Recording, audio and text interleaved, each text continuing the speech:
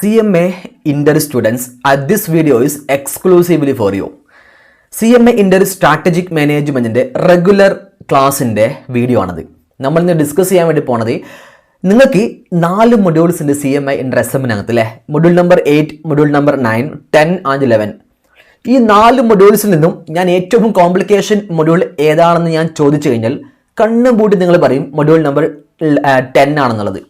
ഒരു സംശയമല്ല, lengthy modules ആണ്, അതുപോലെ തന്നെ കോംപ്ലിക്കേഷൻ ആണ്, പഠിച്ചെടുക്കാൻ ഭയങ്കര ബുദ്ധിമുട്ടാണ്. ഇങ്ങനെ പല പല പ്രശ്നങ്ങളും മൊഡ്യൂൾ നമ്പർ 10-നകത്തുണ്ടാവും. അതിനോ ഒരുപാട് കുട്ടികൾ മെസ്സേജ് അയച്ചിട്ടുണ്ടായിരുന്നു റെക്കോർഡ് ക്ലാസ് ചോദിച്ചിട്ട്. സോ നമ്മൾ ഇവിടെ മുതൽ നമ്മുടെ റെക്കോർഡ് ക്ലാസ് നിങ്ങൾക്ക് അവൈലബിൾ ആക്കാൻ വേണ്ടി പോവാണ്. And this is A video for your regular ക്ലാസിന്റെ വീഡിയോ ആണത്. ഓക്കെ, നമ്മളിത് ഡിസ്കസ് ചെയ്യാൻ വേണ്ടി പോകുന്നത് 10ാമത്തെ മൊഡ്യൂൾ നമ്പറിൽ വരുന്ന ഇൻസ്റ്റിറ്റ്യൂട്ട് പഴയ സിലബസിൽ നിന്നും പുതിയ സിലബസിലോട്ട് നിങ്ങൾക്ക് കൊണ്ടുവന്ന സമയത്ത് ഇൻസ്റ്റിറ്റ്യൂട്ട് ആഡ് ചെയ്ത പുതിയൊരു ടോപ്പിക്കാണ് ഗോൾ കോൺഗ്രൻസ് എന്നുള്ളത്. അപ്പോൾ ഗോൾ കോൺഗ്രൻസ് എന്ന് പറഞ്ഞ ടോപ്പിക് നിങ്ങൾ അത് വായിച്ച് നോക്കണം. ടെക്സ്റ്റ് ഒരിക്കലും നിങ്ങൾക്ക് ഇത് വായിച്ചാൽ മനസ്സിലാവില്ല. ഞാൻ 100% ഗ്യാരണ്ടി തരാം. പലരും പഠിച്ചു വെച്ചിരിക്കുന്നത് വെറുതെ എന്തൊക്കെയോ പഠിച്ചു വെച്ചിട്ടുണ്ട്, അതിന്റെ കോൺസെപ്റ്റ് അറിയില്ല, അതിന്റെ പിന്നിലെ കാര്യങ്ങളൊന്നും അറിയില്ല. എന്നിട്ട് വെറുതെ ടെക്സ്റ്റിനകത്ത് ചെറിയ എവിടുന്ന് ഇവിടുന്ന് കിട്ടുന്ന നോട്ട് മാത്രം ഡിപ്പെൻഡ് ചെയ്തുകൊണ്ട് പലരും പഠിച്ചിട്ട് പോകുന്നുണ്ട്. ഞാൻ നിങ്ങളുടെ ഒരു കാര്യം പറയട്ടെ, നിങ്ങൾക്ക് CMA ഇന്ററിനകത്ത് വരുന്ന തിയറി പേപ്പേഴ്സ് ഏറ്റവും കൂടുതൽ വരുന്നത് സെക്കൻഡ് ഗ്രൂപ്പിനകത്താണ്. സ്ട്രാറ്റജിക് മാനേജ്മെന്റ്, ഓഡിറ്റിംഗ്, അതുപോലെ തന്നെ ബിസിനസ് ഡാറ്റ അനലിറ്റിക്സ്, ഈ പറയുന്ന പേപ്പേഴ്സ് ഒക്കെ, ഈ പറഞ്ഞ പേപ്പേഴ്സിനൊക്കെ ഡയറക്റ്റ് ക്വസ്റ്റ്യൻ ആണെങ്കിൽ പോലും ഞാൻ പറയുന്നു നിങ്ങൾക്ക് ഈ ഒരു പേപ്പർ നിങ്ങൾക്ക് ക്രാക്ക് ചെയ്യണമെങ്കിൽ തിയറി അല്ലേ. 99% കുട്ടികൾക്കും തിയറി ഇഷ്ടം ഉണ്ടാവില്ല. അപ്പൊ അത് പഠിക്കാൻ ഭയങ്കര ബുദ്ധിമുട്ടായി. കാരണം എന്നിട്ട് വെറുതെ കാണാതെ പഠിച്ചാൽ അത് എങ്ങനെ തലക്കകത്തോട്ട് ഫീഡ് ചെയ്യാൻ പറ്റുമോ? ഒരിക്കലും ഫീഡ് ചെയ്യാൻ പറ്റില്ല. സോ പ്രോപ്പർ ആയിട്ട് കോൺസെപ്റ്റ് മനസ്സിലാക്കിയിട്ട് അത് കണ്ണിങ് ആയിട്ട് പഠിച്ചാൽ മാത്രം എന്ത് ചെയ്യാൻ പറ്റുള്ളൂ, നിങ്ങൾക്ക് പാസ്സാകാൻ പറ്റില്ല. അപ്പൊ അതിന് വേണ്ടിയിട്ടാണ് ഞാൻ പറഞ്ഞത് conceptual clarity is very important in case of your theory papers. Without A proper concept, ഒരു കോൺസെപ്റ്റ് കിട്ടാതെ നിങ്ങൾ കാണാതെ പഠിക്കുക എന്ന് പറഞ്ഞു കഴിഞ്ഞാൽ അതിൻ്റെ അർത്ഥം എന്താ അറിയോ? നിങ്ങൾ വെറുതെ ടൈം വേസ്റ്റ് ആക്കണം. കാരണം നിങ്ങൾ ഇപ്പോൾ ഇങ്ങനെ ഇരുന്ന് വായിച്ച് പഠിക്കുമ്പോൾ നിങ്ങൾക്ക് തലക്കത്തോട്ട് കയറും. ഒരു 5 മിനിറ്റ് കഴിഞ്ഞാൽ ഫുള്ള് ബ്ലാങ്ക് ആയി പോകും. നേരെ മറിച്ച് കോൺസെപ്റ്റ് മനസ്സിലാക്കിയിട്ട് നിങ്ങളത് ബൈഹാർട്ട് ചെയ്യുന്നത് പകരം കോൺസെപ്റ്റിലി തലക്കകത്തോട്ട് ഫീഡ് ചെയ്യുകയാണെങ്കിൽ നിങ്ങൾക്കത് തലക്കകത്ത് ഉണ്ടാവും. കാരണം ഞാൻ പറയാൻ കാരണം ആ ഒരു കോൺസെപ്റ്റ് കിട്ടിയോ അത് വെച്ച് നിങ്ങൾക്ക് എന്ത് ചെയ്യാൻ പറ്റും, എഴുതി കൊടുക്കാൻ പറ്റും. And also it's very important for the keywords institute ഇതിനകത്ത് മെൻഷൻ ചെയ്തിരിക്കുന്ന കീവേഡ്സ് ഇസ് വെരി ഇമ്പോർട്ടൻറ്റ്. അവർ ചോദിക്കുന്ന ക്വസ്റ്റ്യൻസ് തിരിച്ച് നിങ്ങൾ എഴുതി കൊടുക്കുന്ന സമയത്ത് വെറുതെ നിങ്ങൾക്ക് വായി തോന്നിയ പോലെ എഴുതി കൊടുത്താൽ ഒരിക്കലും സ്കോർ ചെയ്യാൻ പറ്റൂല. ഓക്കെ ആണോ? ഇതിനകത്തുള്ള കീവേഡ്സ് നിങ്ങളുടെ ആൻസർ ഷീറ്റിലും അതിനകത്ത് വരണം. എങ്കിൽ മാത്രമേ എന്ത് ചെയ്യാൻ പറ്റുള്ളൂ, സ്കോർ ചെയ്യാൻ പറ്റുള്ളൂ. സോ നമ്മൾ ഇനി അധികം പറയുന്നില്ല, ഡിസ്കസ് ചെയ്യുന്നില്ല. നമ്മൾ CMA ഇന്റർ സ്ട്രാറ്റജിക് മാനേജ്മെന്റിന്റെ റെഗുലർ ക്ലാസിന്റെ HD റെക്കോർഡിംഗ്സിന്റെ നമ്മൾ ഫസ്റ്റ് സെക്ഷനോട്ട് പോകാൻ വേണ്ടി പോവാണ്. What is mean by goal congruence. ഞാൻ പറയുന്നു ഈ ഒരു ക്ലാസ് എത്ര ഹവേഴ്സ് ഉണ്ടാവും എനിക്കറിയില്ല. മേ ബി ഒരു 1 അല്ലെങ്കിൽ 1.5 ഹവേഴ്സ് ഉണ്ടാവും. ട്രസ്റ്റ് മീ നിങ്ങൾ ഇത് മുഴുവനായിട്ടും കണ്ടു കഴിഞ്ഞാൽ, നിങ്ങൾ CMA ഇന്റർ സ്റ്റുഡൻസ് നിങ്ങൾ ഇത് മുഴുവനായിട്ടും കണ്ടു കഴിഞ്ഞാൽ 100% ഞാൻ ഗ്യാരണ്ടി വരാണ് നിങ്ങൾ അതിന്റെ ക്ലാസ് പാർട്ടിസിപ്പേറ്റ് ചെയ്തിരിക്കും. ഒരു സംശയമില്ല. കാരണം ക്ലാസ് നിങ്ങളെ ഞാൻ കൊണ്ടുപോകുന്നത് ആ ലെവലിലൂടെയാണ്. ഫസ്റ്റ് ഞാൻ എങ്ങനെയാണ് ക്ലാസ് പോകണമെന്ന് ഞാൻ പറഞ്ഞുതരാം. ഫസ്റ്റ് ഈ കോൺസെപ്റ്റുവൽ ക്ലാരിറ്റി ഞാൻ പക്കയാക്കി തരും with a real life example, with a practical life example. നിങ്ങളുടെ കൺമുമ്പിൽ കാണുന്ന, നിങ്ങൾ കാണാൻ ഇടയുന്ന, നിങ്ങൾ കാണാൻ സാധ്യതയുള്ള, നിങ്ങൾക്ക് മനസ്സിലാവുന്ന രൂപത്തിലുള്ള മലയാളത്തിൽ ഒരു കോൺസെപ്റ്റ് ഞാൻ ബിൽഡ് ചെയ്ത് തരും. ആ കോൺസെപ്റ്റ് നിങ്ങളെ ഫീഡ് ചെയ്തിട്ട് മനസ്സിലാക്കിയതിനു ശേഷം ഞാൻ എന്ത് ചെയ്യും, നേരെ ടോപ്പിക്കിലോട്ട് വരും. ഫസ്റ്റ് നമ്മൾ റിയലിസ്റ്റിക് എക്സാമ്പിൾ പറയും. ആ റിയലിസ്റ്റിക് എക്സാമ്പിൾ നിങ്ങൾക്ക് മനസ്സിലായതിനു ശേഷം അവിടെ കീവേഡ്സ് ഒക്കെ ഞാൻ ബൈഹാർട്ട് ആക്കി തന്നതിന് ശേഷം നമ്മൾ നേരെ എന്ത് ചെയ്യും, ടെക്സ്റ്റിനകത്തോട്ട് വരും. എന്നിട്ട് ടെക്സ്റ്റ് വായിക്കുമ്പോൾ നിങ്ങൾക്ക് എന്ത് ചെയ്യും, മനസ്സിലാവും. അല്ലാതെ വെറുതെ ടെക്സ്റ്റ് വായിച്ചാൽ ഒരിക്കലും മനസ്സിലാവാൻ വേണ്ടി പോകുന്നില്ല. കാരണം എന്താ അറിയോ, നിങ്ങളുടെ ടെക്സ്റ്റ് ഇംഗ്ലീഷ് ലിറ്ററേച്ചർ ലാംഗ്വേജിനെയും തോൽപ്പിക്കുന്ന ലെവലിലാണ് ഇൻസ്റ്റിറ്റ്യൂട്ട് മേക്ക് ചെയ്തിട്ടുള്ളത്. അതിനാണോ എന്തിനാണ് നിങ്ങളുടെ CMA ഇൻസ്റ്റിറ്റ്യൂട്ട് അങ്ങനെ ഉണ്ടാക്കി നിങ്ങൾക്ക് അറിയില്ല. ഒരു കുട്ടി, ഞാൻ പറയുന്നു ഏതൊരു കുട്ടിയും ഈ ഒരു CMA ഇന്ററിന്റെ സ്ട്രാറ്റജിക് മാനേജ്മെന്റിന്റെയും ഓഡിറ്റിംഗിന്റെയും വാട്ടെവർ ഇറ്റ് മേ ബി ഏതൊരു പേപ്പേഴ്സിന്റെയും ടെക്സ്റ്റ് വായിച്ച് നോക്കുന്ന സമയത്ത് നിങ്ങൾക്ക് ഒന്നും മനസ്സിലാവില്ല. കോംപ്ലിക്കേറ്റഡ് ലാംഗ്വേജ്, CA-നെക്കാട്ടിലും കോംപ്ലിക്കേറ്റഡ് ലാംഗ്വേജ്, ലിറ്ററേച്ചർ ലെവൽ ലാംഗ്വേജിലാണ് ഇൻസ്റ്റിറ്റ്യൂട്ട് ഇത് പ്രിപ്പയർ ചെയ്തിട്ടുള്ളത്. ഒരുപാട് കേസ് സ്റ്റഡികൾ പല സോഴ്സിൽ നിന്ന് ചെയ്തിട്ടുണ്ട്, ആക്ടിവേറ്റ് ചെയ്തിട്ടുണ്ട്. എന്നിട്ട് ആ സോഴ്സിന്റെ ലിങ്കും താഴെ കൊടുത്തിട്ടുണ്ട്. അതിലാണോ എന്തുകൊണ്ട് എനിക്കറിയില്ല, വാട്ടെവർ ഇറ്റ് മേ ബി, നമുക്ക് വിട്ടേക്ക്. ബട്ട് ഞാൻ പറയുന്ന കോൺസെപ്റ്റ് മനസ്സിലാക്കിയ ശേഷം നിങ്ങൾ ടെക്സ്റ്റ് വായിച്ചു നോക്കിയേ നിങ്ങൾക്ക് കിട്ടും. അല്ലാതെ വെറുതെ കിട്ടില്ല. ഓക്കെ ആണോ? നമുക്ക് പോകാൻ വേണ്ടി പോവാണ്. What is mean by goal congruence. സാറേ ഗോൾ കോൺഗ്രൻസ് എന്ന് പറയുന്ന ടോപ്പിക് എന്താണ്? ടെക്സ്റ്റ് വായിക്കുമ്പോൾ ഒന്നും കിട്ടുന്നില്ലല്ലോ. കാരണം ഇതാണ് ഏറ്റവും വലിയ കോംപ്ലിക്കേറ്റഡ് ഏരിയ. ഒരു 2-3 പേജ് മാത്രമേ ടെക്സ്റ്റിനകത്ത്. ബട്ട് ഇത് നിങ്ങൾക്ക് വെറുതെ ടെക്സ്റ്റ് വായിക്കുമ്പോൾ നിങ്ങൾക്ക് ഒന്നും ബൈഹാർട്ട് ചെയ്യാൻ പറ്റില്ല. അപ്പോൾ നമ്മൾ ഇതിൻ്റെ കോൺസെപ്റ്റ് ഓക്കെ ഫസ്റ്റ് ഞാൻ പറയാൻ വേണ്ടി പോകുന്നത് ഗോൾ കോൺഗ്രൻസിൻ്റെ കോൺസെപ്റ്റ് ഞാൻ ഫസ്റ്റ് ഡിസ്കസ് ചെയ്യും വിത്ത് എ റിയൽ ലൈഫ് നിങ്ങൾ കണ്ടിട്ടില്ല നിങ്ങൾ കേട്ടിരിക്കുന്ന ഒരു എക്സാമ്പിളിൻ്റെ സഹായത്തോട് കൂടിയിട്ട് അതിനുശേഷം നമ്മൾ തിരിച്ചിതിലോട്ട് തന്നെ വരും ഓക്കെ ആണോ ഓക്കെ അപ്പോൾ നമ്മൾ ഡിസ്കസ് ചെയ്യാൻ വേണ്ടി പോകുന്നത് what is goal congruence okay അപ്പോൾ ഞാൻ ഫസ്റ്റ് നിങ്ങൾക്ക് ഒരു മലയാളത്തിലൊരു കാര്യം പറഞ്ഞുതരാം ഓക്കെ എന്താ ഗോൾ കോൺഗ്രൻസ് ഞാൻ പറയുന്നു മലയാളത്തിൽ പറയുകയാണെങ്കിൽ ഗോൾ കോൺഗ്രൻസ് മീൻസ് വാട്ട് വ്യത്യസ്ത താല്പര്യമുള്ള രണ്ട് ഗ്രൂപ്പുകൾ ഒരു ലക്ഷ്യത്തിന് വേണ്ടി എന്ത് ചെയ്യുക ഒരുമിച്ച് പ്രവർത്തിക്കുക ഞാൻ വീണ്ടും പറയുന്നു വ്യത്യസ്ത താല്പര്യമുള്ള രണ്ട് ഗ്രൂപ്പുകൾ ഒരു ലക്ഷ്യത്തിന് വേണ്ടി ഒരുമിച്ച് പ്രവർത്തിക്കുക അതിനെ പറയുന്ന പേരാണെന്ത് goal congruence okay sir fine മനസ്സിലായി ഇപ്പോൾ ഏറെക്കുറെ കിട്ടി ബട്ട് കണക്ട് ചെയ്യാൻ പറ്റുന്നില്ലല്ലോ നമുക്കൊരു എക്സാമ്പിൾ നോക്കാം ആ എക്സാമ്പിൾ പറയുമ്പോൾ നിങ്ങൾക്ക് എന്ത് മനസ്സിലാവും മലയാള ഫിലിം ഇൻഡസ്ട്രിയിൽ മലയാളത്തിൽ രണ്ട് സൂപ്പർ സ്റ്റാർസുകൾ ഒരുമിച്ച് വന്ന ഒരു ഫിലിമാണ് 2020 ആ 2020 എന്ന ഫിലിമിനകത്ത് മമ്മൂട്ടിയും അഭിനയിച്ചിട്ടുണ്ട് അതേപോലെ മോഹൻലാലും അഭിനയിച്ചിട്ടുണ്ട് ഞാൻ ചോദിക്കട്ടെ ഇവർ രണ്ടുപേരും മിത്രങ്ങളായിട്ടല്ല അഭിനയിച്ചിട്ടുള്ളത് ഇവർ രണ്ടുപേരും ശത്രുക്കളായിട്ടാണ് ഇതിനകത്ത് അഭിനയിച്ചിട്ടുള്ളത് അതുകൊണ്ട് തന്നെ നമ്മൾ ഇന്ന് പറയാൻ വേണ്ടി പോകുന്ന എക്സാമ്പിൾ ഈ ഒരു സിനിമയെ പറ്റിയുള്ള എക്സാമ്പിളാണ് ഈ ഒരു സിനിമക്കകത്ത് മമ്മൂട്ടിൻ്റെയും മോഹൻലാലിൻ്റെയും ക്യാരക്ടറൈസേഷൻ ആണ് ഗോൾ കോൺഗ്രൻസിന്റെ ഏറ്റവും ബെസ്റ്റ് എക്സാമ്പിൾ നമുക്ക് രണ്ട് എക്സാമ്പിൾ ഉണ്ട് ഒന്ന് പൊളിറ്റിക്കൽ എക്സാമ്പിൾ ഉണ്ട് അത് ഞാൻ പറയാം ഇതിനുശേഷം ഞാൻ പറഞ്ഞുതരാം രണ്ടാമത്തെ എക്സാമ്പിൾ ആണെന്ത് ഈ പറയപ്പെടുന്ന സിനിമാറ്റിക് എക്സാമ്പിൾ ആകുമ്പോൾ നിങ്ങൾക്ക് കറക്റ്റ് കത്തും ഓക്കെ ആണോ ഈ ഒരു സിനിമ എടുത്ത് നോക്കിയേ ഇവിടെ മമ്മൂട്ടിയുണ്ട് മോഹൻലാലുണ്ട് അല്ലെ മമ്മൂട്ടിയും മോഹൻലാലും ഇതിന്റെ ക്ലൈമാക്സ് എത്തുന്നത് വരെ ഇവർ രണ്ടുപേരും മിത്രങ്ങളായിട്ടല്ല അഭിനയിച്ചിട്ടുള്ളത് ഇവർ രണ്ടുപേരും ശത്രുക്കൾ രൂപത്തിലാണ് അഭിനയിച്ചിട്ടുള്ളത് സംശയം ഉണ്ടോ ഇവർ രണ്ടുപേരും പരസ്പരം ശത്രുക്കളാണ് നമുക്ക് ഇവരെ ക്യാരക്ടറൈസേഷൻ എടുത്ത് നോക്കാം അല്ലെ ഇവരുടെ ലക്ഷ്യം എന്താണ് ഇവരുടെ റോൾ എന്താണ് ഇവരുടെ പേരെന്താണ് ഇവർ ആ സിനിമക്കകത്ത് ആക്ട് ചെയ്തിരിക്കുന്ന രീതി എങ്ങനെയാണ് എന്നുള്ളത് നമുക്കൊന്ന് ജസ്റ്റ് ഒന്ന് ഡിസ്കസ് ചെയ്ത് നോക്കാം അപ്പൊ നിങ്ങൾക്ക് മനസ്സിലാവും എന്താണെന്നുള്ളത് ഓക്കെ ഞാൻ പറയാൻ വേണ്ടി പോവാണ് ഫസ്റ്റ് നമുക്ക് മമ്മൂട്ടി ഈ സിനിമക്കകത്ത് മമ്മൂട്ടിന്റെ റോൾ എന്താ മമ്മൂട്ടിന്റെ പേരെന്താ അറിയോ അഡ്വക്കേറ്റ് രമേശ് നമ്പ്യാർ 2020 എന്ന് പറഞ്ഞ ഫിലിമിനകത്ത് മമ്മൂട്ടിന്റെ പേരാണെന്ത് അഡ്വക്കേറ്റ് രമേശ് നമ്പ്യാർ ഓക്കെ ഇനി മമ്മൂട്ടിന്റെ ഇൻട്രസ്റ്റ് എന്താ മമ്മൂട്ടി ഈ സിനിമക്കകത്ത് എന്താണ് ചെയ്തുകൊണ്ടിരിക്കുന്നത് അല്ലെ മമ്മൂട്ടിന്റെ ഇൻട്രസ്റ്റ് എന്ന് പറഞ്ഞാൽ പ്രൊട്ടക്ട് ഹിസ് ക്ലയന്റ് മമ്മൂട്ടിന്റെ ക്ലയന്റിനെ എന്ത് ചെയ്യണം പ്രൊട്ടക്ട് ചെയ്യണം ഇനി ആരാണ് മമ്മൂട്ടിന്റെ ക്ലയന്റ് ആ സിനിമക്കകത്ത് നിങ്ങൾ ആ സിനിമ കണ്ടവരാണെങ്കിൽ അറിയാം അല്ലെ ഇന്ദ്രജിത്തിന്റെ ഫാമിലിയാണെന്ത് ആ സിനിമക്കകത്ത് മമ്മൂട്ടിന്റെ ക്ലയന്റ് ആയിട്ട് വരുന്നത് ശരിയല്ലേ ഇന്ദ്രജിത്ത് ജയിലാവാൻ വേണ്ടി പോവാണ് അല്ലെ അപ്പോൾ അതിന് വേണ്ടിയിട്ട് മമ്മൂട്ടി ഈ ക്ലയന്റിന് വേണ്ടി വാദിക്കാൻ വേണ്ടി മമ്മൂട്ടി അഡ്വക്കേറ്റ് മമ്മൂട്ടിന്റെ ക്ലയന്റ് ആണെന്ത് ഈ പറയുന്ന ഇന്ദ്രജിത്തും മധുസാർ അല്ലെ മധുസാറിന്റെ ഫാമിലി വിച്ച് മീൻസ് വാട്ട് മമ്മൂട്ടിന്റെ ക്ലയന്റ് ആണ് ഓക്കെ ഇതാണ് മമ്മൂട്ടിന്റെ ഇൻട്രസ്റ്റ് ഈ സിനിമക്കകത്ത് ഇനി നമുക്ക് പറയാം ലാലേട്ടൻ മോഹൻലാലിന്റെ റോൾ എന്താ മോഹൻലാലിന്റെ പേരെന്താ ദേവരാജ പ്രതാപ് വർമ്മ പവർഫുൾ നെയിം അല്ലേ ദേവരാജ പ്രതാപ് വർമ്മ ഓക്കെ ഇനി മോഹൻലാലിന്റെ ഇൻട്രസ്റ്റ് എന്താ മോഹൻലാൽ സിനിമക്കകത്ത് എന്താ ചെയ്യുന്നത് റിവെഞ്ച് ആണ് പ്രതികാരം വിട്ടാൻ വേണ്ടി പോവാണ് എഗെയിൻസ്റ്റ് ഹിസ് ബ്രദേഴ്സ് കില്ലേഴ്സ് മോഹൻലാലിന്റെ അനിയനായി ഈ സിനിമക്കകത്ത് അഭിനയിച്ചുള്ളത് ദിലീപാണ്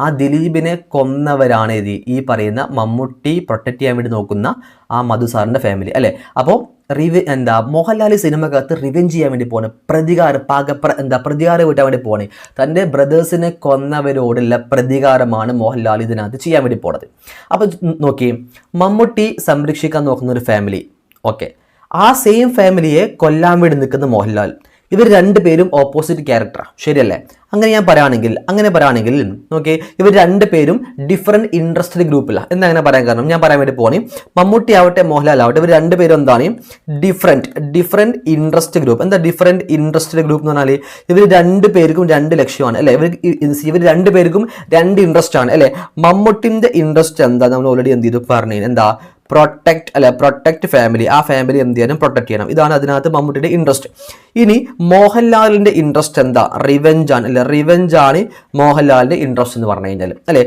ഈ ഫാമിലിയുമായിട്ടുള്ള റിവെഞ്ച് അപ്പൊ രണ്ടുപേരുടെയും ഇൻട്രസ്റ്റ് എന്ന് പറഞ്ഞാൽ സെയിം ആണോ ഡിഫറെന്റ് ആണോ ഒരു സംശയമല്ല രണ്ടുപേരുടെയും ഇൻട്രസ്റ്റ് എന്ന് പറഞ്ഞാൽ ഡിഫറെന്റ് ആണ് അപ്പൊ രണ്ട് താല്പര്യമുള്ള രണ്ട് ഗ്രൂപ്പുകൾ അല്ലെ ഡിഫറെന്റ് ഇൻട്രസ്റ്റഡ് ഗ്രൂപ്പുള്ള രണ്ട് പേര് അല്ലെ ആരാണ് ഒന്ന് മമ്മൂട്ടിയും ഒന്ന് മോഹൻലാലും അല്ലെ ഇനി പറയാൻ വേണ്ടി പോണേ ക്ലൈമാക്സിലെത്തുമ്പോ രണ്ട് വ്യത്യസ്ത താല്പര്യമുള്ള രണ്ട് പേരും ഒരുമിക്കാൻ വേണ്ടി പോവാണ് ഓക്കെ ആണോ ക്ലൈമാക്സ് എത്തുമ്പോൾ രണ്ട് വ്യത്യസ്ത താല്പര്യമുള്ള രണ്ട് പേര് എന്ത് ചെയ്യാൻ വേണ്ടി പോവാണ് ഒരുമിക്കാൻ വേണ്ടി പോവാണ് എന്തിനാണ് ഒരുമിക്കുന്നത് ഇവർ രണ്ടു പേർക്കും ഒരൊറ്റ ഒബ്ജക്റ്റീവായി മാറും ഇവർ രണ്ടുപേർക്കും ഒരേ ലക്ഷ്യമായിട്ട് മാറും ആ ലക്ഷ്യം നിറവേറ്റാൻ വേണ്ടി ഇവർ രണ്ടുപേരും എന്ത് ചെയ്യാൻ വേണ്ടി പോവാണ് ഒരുമിക്കാൻ വേണ്ടി പോവാണ് സാർ അത് എങ്ങനെയായിരിക്കും ഓക്കെ നമുക്ക് നോക്കാം എക്സാമ്പിൾ നോക്കാം ആ എക്സാമ്പിൾ നോക്കുമ്പോൾ നിങ്ങൾക്ക് മനസ്സിലാവും.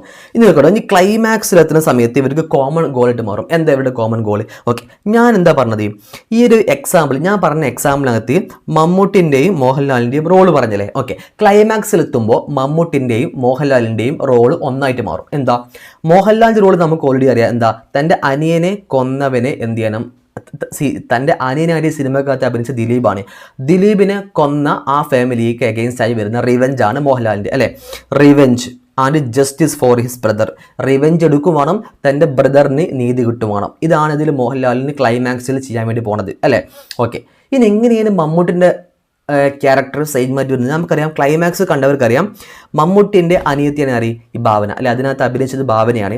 ആ ഭാവനൻ്റെ കാമുകനായിരുന്നു ആര്? ഈ പറഞ്ഞ ദിലീപ്, അല്ലേ? അപ്പോൾ അവസാനം ഈ എന്താ പറയുക, ദിലീപ് എന്തുകൊണ്ട് ദിലീപിനെ കൊന്നും ചോദിച്ചു കഴിഞ്ഞാൽ, മമ്മൂട്ടിയുടെ അനിയത്തെ അഭിനയിച്ച ഭാവനയെ അന്നവർ അല്ലെ ബലാത്സംഗം ചെയ്ത് കൊന്നിട്ടുണ്ടായിരുന്നു. അപ്പോൾ അതിൻ്റെ പ്രതികാരമായിട്ടാണ് അവർ ദിലീപിനെ കൊന്നിട്ടുള്ളത്. അപ്പോൾ വരാൻ വേണ്ടി പോവാണ്, മമ്മൂട്ടിൻ്റെ ഈ ക്ലൈമാക്സ് എത്തുന്ന സമയത്ത് മമ്മൂട്ടിൻ്റെ ഗോൾ എന്തായിട്ട് മാറി? റിവെഞ്ചായി മാറി, അല്ലേ? താൻ പ്രൊട്ടക്റ്റ് ചെയ്യാൻ വേണ്ടി നോക്കുന്ന അതേ ഫാമിലിയുടെ മെമ്പേഴ്സ് തന്നെയാണ് തൻ്റെ അനിയത്തിയെ കൊന്നത് എന്ന് ക്ലൈമാക്സിൽ ആർക്ക് മനസ്സിലാവും? ഈ മമ്മൂട്ടിക്ക് മനസ്സിലാവും. അപ്പം മമ്മൂട്ടിയുടെ ലക്ഷ്യം എന്തായിട്ട് മാറി? ആ ഫാമിലിയെ കൊല്ലണം. മോഹൻലാലിൻ്റെ ലക്ഷ്യം എന്തായിട്ട് മാറി? ആ ഫാമിലിയെ കൊല്ലണം. രണ്ടുപേരും ലക്ഷ്യം എന്തായിട്ട് മാറി?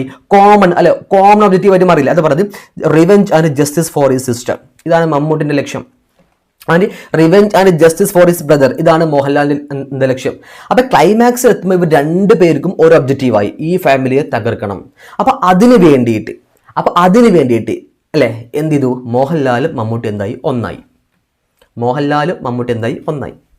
അതാ ഞാൻ പറഞ്ഞത് ഡിഫറൻറ്റ്, വ്യത്യസ്തമായ താല്പര്യമുള്ള രണ്ട് പേരായിരുന്നു മോഹൻലാലും മമ്മൂട്ടിയും. ബട്ട് കുറച്ച് കഴിഞ്ഞപ്പോൾ ക്ലൈമാക്സിലെത്തിയപ്പോൾ രണ്ടുപേരുടെയും ഒബ്ജക്റ്റീവ്സ്, ലക്ഷ്യം ഒന്നായിട്ട് മാറി. ആ ലക്ഷ്യം നിറവേറ്റാൻ വേണ്ടി രണ്ടുപേരും ഒന്നായിട്ട് മാറി. ഇതിനെ വിളിക്കുന്ന പേരാണ് എന്ത്? Goal congruence. Different interested group ആവാം, രണ്ടുപേരും രണ്ട് വ്യത്യസ്ത ക്യാരക്ടറുള്ള, രണ്ടുപേരും രണ്ട് വ്യത്യസ്ത താല്പര്യമുള്ള രണ്ടുപേര് അവസാനം ഒരു ലക്ഷ്യം നിറവേറ്റാൻ വേണ്ടി രണ്ടുപേരും ഒന്നാവാൻ വേണ്ടി പോവാണ്. അങ്ങനെ അതിനെ വിളിക്കുന്ന പേരാണ് എന്ത്? Goal congruence. I hope you understand the realistic example ഞാൻ നിങ്ങൾക്ക് മനസ്സിലായിട്ടുണ്ടാവും എന്ത് ചെയ്യുന്നു, ഞാൻ വിശ്വസിക്കുന്നു. ഓക്കെ, ഞാൻ ഒരു എക്സാമ്പിൾ കൂടി ഞങ്ങൾക്ക് പറഞ്ഞുതരാം, ഒരു റിയലിസ്റ്റിക് എക്സാമ്പിൾ കൂടി പറഞ്ഞുതരാം. അതിനുശേഷം നമുക്ക് എന്ത് ചെയ്യാം? കോർപ്പറേറ്റ് എക്സാമ്പിളോട്ട് പോവാം.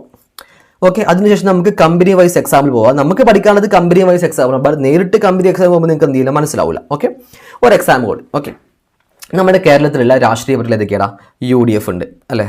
അതേപോലെ CPM ഉണ്ട്, അതേപോലെ BJP ഉണ്ട്. ഓക്കെ, UDFിനകത്ത് മുസ്ലിം ലീഗും കൂടി ഇൻക്ലൂഡ് ആണ്. ഓക്കെ ആണോ? അപ്പോൾ ഞാൻ 3 രാഷ്ട്രീയ പാർട്ടികൾ കൂടി എടുക്കാൻ വേണ്ടി പോവാണ്. ഓക്കെ, ഞാൻ ഒരു രാഷ്ട്രീയ പാർട്ടിയും സപ്പോർട്ട് ചെയ്യുന്നില്ല. ഓക്കെ, എനിക്ക് മൂന്നും ഒരേപോലെ തന്നെയാണ്. എക്സാമ്പിൾ പറയാൻ വേണ്ടി മാത്രം നമ്മൾ എന്ത് ചെയ്യുന്നു? ഒരു രാഷ്ട്രീയ പാർട്ടി എടുക്കുന്നു. ഓക്കെ ആണോ? ഫുൾ ഒരു എക്സാമ്പിൾ മാത്രമാണ്, ഒരു എക്സാമ്പിൾ ആക്കി എടുക്കാം. ഓക്കെ, നിങ്ങൾ കൺമുമ്പിൽ കാണുന്ന ഒരു സിസ്റ്റമാണത്. ഓക്കെ, നിങ്ങൾ കണ്ടിട്ടോ, UDFിൻ്റെ ആശയം ഡിഫറൻ്റ് ആണ്, CPMൻ്റെ ആശയവും ഡിഫറൻ്റ് ആണ്, BJPൻ്റെ ആശയം എന്താണ്? ഡിഫറൻ്റ് ആണ്. ഇവർ മൂന്ന് രാഷ്ട്രീയ പാർട്ടികളാണ്, ഇവർ മൂന്ന് ടൈപ്പ് പാർട്ടികളാണ്, ഇവർ മൂന്ന് രീതിയിലാണ് ഇവർ പരസ്പരം, അല്ലെ? ഈ 3 പേരും പരസ്പരം എന്താണ്? നല്ല ശത്രുക്കളാണ്, അല്ലേ? ഒരേ കണ്ടത്തിൽ ചെയ്തില്ല. നമ്മൾ പലപ്പോഴും പറയാറില്ലേ, ഇവർ 3 പേര് എന്ത് ചെയ്യാൻ പറ്റില്ല, ഒരുമിച്ച് കൂട്ടാൻ പറ്റില്ല, നമുക്ക് എല്ലാവർക്കും അറിയാം. ബട്ട് ഞാൻ പറയാൻ വേണ്ടി പോവാണ്, നിങ്ങൾ ചിലപ്പോഴെങ്കിലും നിങ്ങൾ കണ്ടിട്ടുണ്ടാവും, എന്താ അറിയോ, ചില കേസിൽ എന്ത് ചെയ്യും, ചില രാഷ്ട്രീയ പാർട്ടികൾ ഒരുമിച്ച് കൂടും, അല്ലേ? നോക്കട്ടെ, ഈ UDFിൻ്റെ ഇൻട്രസ്റ്റ് ഡിഫറൻ്റ് ആണ്, സെയിം ആണ്. UDFിൻ്റെ ഇൻട്രസ്റ്റ് ഡിഫറൻ്റ് ആണ്. അതുപോലെ CPMൻ്റെ ഇൻട്രസ്റ്റ് ഡിഫറൻ്റ് ആണ്. അതേപോലെ BJPൻ്റെ ഇൻട്രസ്റ്റ് എന്താണ്? ഡിഫറൻ്റ് ആണ്. 3 പേരുടെയും താല്പര്യങ്ങൾ ഡിഫറൻ്റ്. അപ്പോൾ ഇവർ 3 പേര് എന്താണ്? ഡിഫറെൻറ്റ് ഇൻട്രസ്റ്റ് ഗ്രൂപ്പിലെ ആളുകളല്ലേ? ഒരു സംശയമുണ്ടോ? ഒരു സംശയമില്ല. ഇവർ 3 പേര് എന്താണ്? ഡിഫറെൻറ്റ് ഇൻട്രസ്റ്റ് ഗ്രൂപ്പിലെ ആളുകളാണ്. ഈ പറയപ്പെടുന്ന UDF, അതുപോലെ CPM ആൻഡ് BJP. ഓക്കെ, അപ്പോൾ UDF ആവട്ടെ, CPM ആവട്ടെ, അതുപോലെ BJP ആവട്ടെ, ഇവർ 3 പേരും ഡിഫറെൻറ്റ് ആശയങ്ങളുള്ള 3 പാർട്ടികളാണ്. ഇനി പറയാറുണ്ട്, ചില സമയത്ത്, ഫോർ എക്സാമ്പിൾ, ചില സമയത്ത് ഇലക്ഷൻ വരുന്ന സമയത്ത് എന്ത് ചെയ്യും, ചില രാഷ്ട്രീയ പാർട്ടികൾ എന്ത് ചെയ്യും? ഒന്നാവും. ചിലപ്പോൾ എന്ത് ചെയ്യും? UDFും CPM ആണ് ഒന്നാവും. ആരെ തോപ്പിക്കാൻ വേണ്ടിയിട്ട്? BJPയെ തോപ്പിക്കാൻ വേണ്ടിയിട്ട്. ചില സമയത്ത് എന്തെങ്കിലും, ചില സമയത്ത് CPMും അതുപോലെ തന്നെ BJP എന്ത് ചെയ്യും? ഒന്നാവും. ആരെ തോപ്പിക്കാൻ വേണ്ടിയിട്ട്? UDFിനെ തോപ്പിക്കാൻ വേണ്ടിയിട്ട്, അല്ലേ? അപ്പോൾ നമുക്കറിയാം, ചില സമയത്തോ CPMനെ തോപ്പിക്കാൻ വേണ്ടി എന്ത് ചെയ്യും? UDFും അതുപോലെ BJP എന്ത് ചെയ്യും? ഒന്നാവും. ഈ 3 കേസ് നമ്മൾ കേരളത്തിൽ കാണാറുണ്ട്, അല്ലേ? ഇലക്ഷൻ വരുമ്പോൾ. അതാ പറഞ്ഞത്, ഇവർ 3 പേര് എന്ത് ചെയ്യും? ചിലപ്പോൾ 2 പാർട്ടിക്കാർ എന്ത് ചെയ്യും? ഒരുമിച്ച് നിൽക്കും. എന്തിന് മറ്റേ പാർട്ടിക്കാർ എന്ത് ചെയ്യാൻ വേണ്ടി തോപ്പിക്കാൻ വേണ്ടി. അതാ പറഞ്ഞത്. ഇതിനെ വിളിക്കുന്ന പേരാണ് ഗോൾ കോൺക്വറൻസ്. എന്താ പറയാൻ കാരണം, UDF എന്ന് പറഞ്ഞാൽ വേറൊരു ആശയമുള്ള പാർട്ടിയാണ്, CPM അതൊരു വേറെ ആശയമുള്ള പാർട്ടിയാണ്. ബട്ട് ഇവർ രണ്ടുപേരും എന്ത് ചെയ്യാൻ വേണ്ടി പോകുന്നത്, ജോയിൻ ചെയ്യാൻ വേണ്ടി പോകും, അല്ല ഒരുമിച്ച് നിൽക്കാൻ വേണ്ടി പോകുന്നത്. എന്തിനു വേണ്ടിയിട്ടാ, ഒരു ലക്ഷ്യം നിറവേറ്റാൻ വേണ്ടി. രണ്ടുപേരുടെ ലക്ഷ്യം എന്താണ്, BJP തോപ്പിക്കണം. അങ്ങനെയെങ്കിൽ രണ്ടുപേരും എന്ത് ചെയ്യും, ഒരുമിച്ച് നിൽക്കും അല്ലേ. അങ്ങനെ അവർ എന്ത് ചെയ്യും, BJP തോപ്പിക്കും. അങ്ങനെയെങ്കിൽ അല്ല, CPM BJP ഒരുമിച്ച് നിൽക്കാൻ വേണ്ടി പോകുന്നത്. എന്തിനു വേണ്ടിയിട്ടാ, അവർ ലക്ഷ്യം എന്താ, UDF തോപ്പിക്കണം. CPM വേറെ ആശയമുള്ള പാർട്ടിയാണ്, BJP വേറെ ആശയമുള്ള പാർട്ടിയാണ്. ബട്ട് അവർ കോമൺ ലക്ഷ്യം എന്തായിട്ട് മാറി, UDF തോപ്പിക്കണം അല്ലേ. അതാ പറഞ്ഞത്. ഇനി UDF BJP അല്ലേ എന്താ പരസ്പരം ഒന്നാവും, ആരെ തോപ്പിക്കാൻ വേണ്ടി, CPM. ഇങ്ങനെ പലതും നമ്മൾ കാണാറുണ്ടല്ലോ. ഇതാണ് goal congruence. Different types of different interest ഗ്രൂപ്പുള്ള രണ്ട് പേര് ഒരുമിച്ച് കൂടുന്നു. എന്തിനു വേണ്ടിയിട്ടാ, ഒരു കോമൺ ഒബ്ജക്റ്റീവ് അച്ചീവ് ചെയ്യാൻ വേണ്ടിയിട്ട്. അതിനെ വിളിക്കുന്ന പേരാണ് ഗോൾ കോൺക്വറൻസ്. ഓക്കെ, അപ്പോൾ ഐ ഹോപ്പ് യു അണ്ടർസ്റ്റാൻഡ്. അപ്പോൾ നിങ്ങൾക്ക് ഇത് മനസ്സിലായിട്ടുണ്ടാവും അല്ലേ. ഇനി നമുക്ക് റിയലിസ്റ്റിക് എക്സാമ്പിളോട്ട് പോകും. റിയലിസ്റ്റിക് അല്ല, നമ്മുടെ കമ്പനി എക്സാമ്പിളോട്ട് പോകും അല്ലേ. Let talk about the company perspective example. Okay, ഇതാണ് നമ്മൾ എക്സാമ്പിളോട്ട് കിടക്കാൻ വേണ്ടി പോകുന്നത്. നിങ്ങൾക്ക് എക്സാമിന് ഇതെവിടെ നമുക്ക് പഠിക്കാനുള്ളത് CMA ആണ്. നമുക്ക് ഗോൾ കോൺക്വറൻസ് പഠിക്കാനുള്ളത് നിങ്ങളുടെ സിലബസിനകത്തോട്ടാണ്. അപ്പോൾ ഒരു CMA സ്റ്റുഡൻറ്റ് എന്ന നിലയ്ക്ക് നിങ്ങൾക്ക് പഠിക്കാനുണ്ടാവുക നിങ്ങളുടെ ചാപ്റ്ററിനകത്താണ്. അതുകൊണ്ട് തന്നെ നമുക്ക് കമ്പനിയുമായി ബന്ധമുള്ള എക്സാമ്പിൾ അല്ലേ പഠിക്കാനുണ്ടാവുക അല്ലേ. നിങ്ങളുടെ ഇൻസ്റ്റിറ്റ്യൂട്ട് പറയാൻ കാരണം ഗോൾ കോൺക്വറൻസ്, രണ്ട് വ്യത്യസ്ത താല്പര്യമുള്ള രണ്ട് പേര് ഒരുമിച്ച് കൂടുന്നു. എന്തിനു വേണ്ടിയിട്ടാണ്, ഒരു ലക്ഷ്യം നിറവേറ്റാൻ വേണ്ടിയിട്ട്. അതുകൊണ്ട് തന്നെ ഈ രണ്ട് വ്യത്യസ്ത ഗ്രൂപ്പുള്ള ഒരേ പാർട്ടിക്കാർ ഒരുമിച്ച് കൂടുമ്പോൾ ഇത് എവിടെ അപ്ലിക്കബിൾ ആവും, കമ്പനിയിൽ. നമുക്ക് എങ്ങനെ പറയാൻ പറ്റുക നോക്കട്ടോ. ഒരു കമ്പനിയിൽ രണ്ട് കാറ്റഗറി ആളുകളുണ്ടാവും. ഞാൻ പറയുന്നത് ഫസ്റ്റ് വൺ ആണ് ഷെയർ ഹോൾഡേഴ്സ്, സെക്കൻഡ് വൺ ആണ് മാനേജ്മെന്റ്.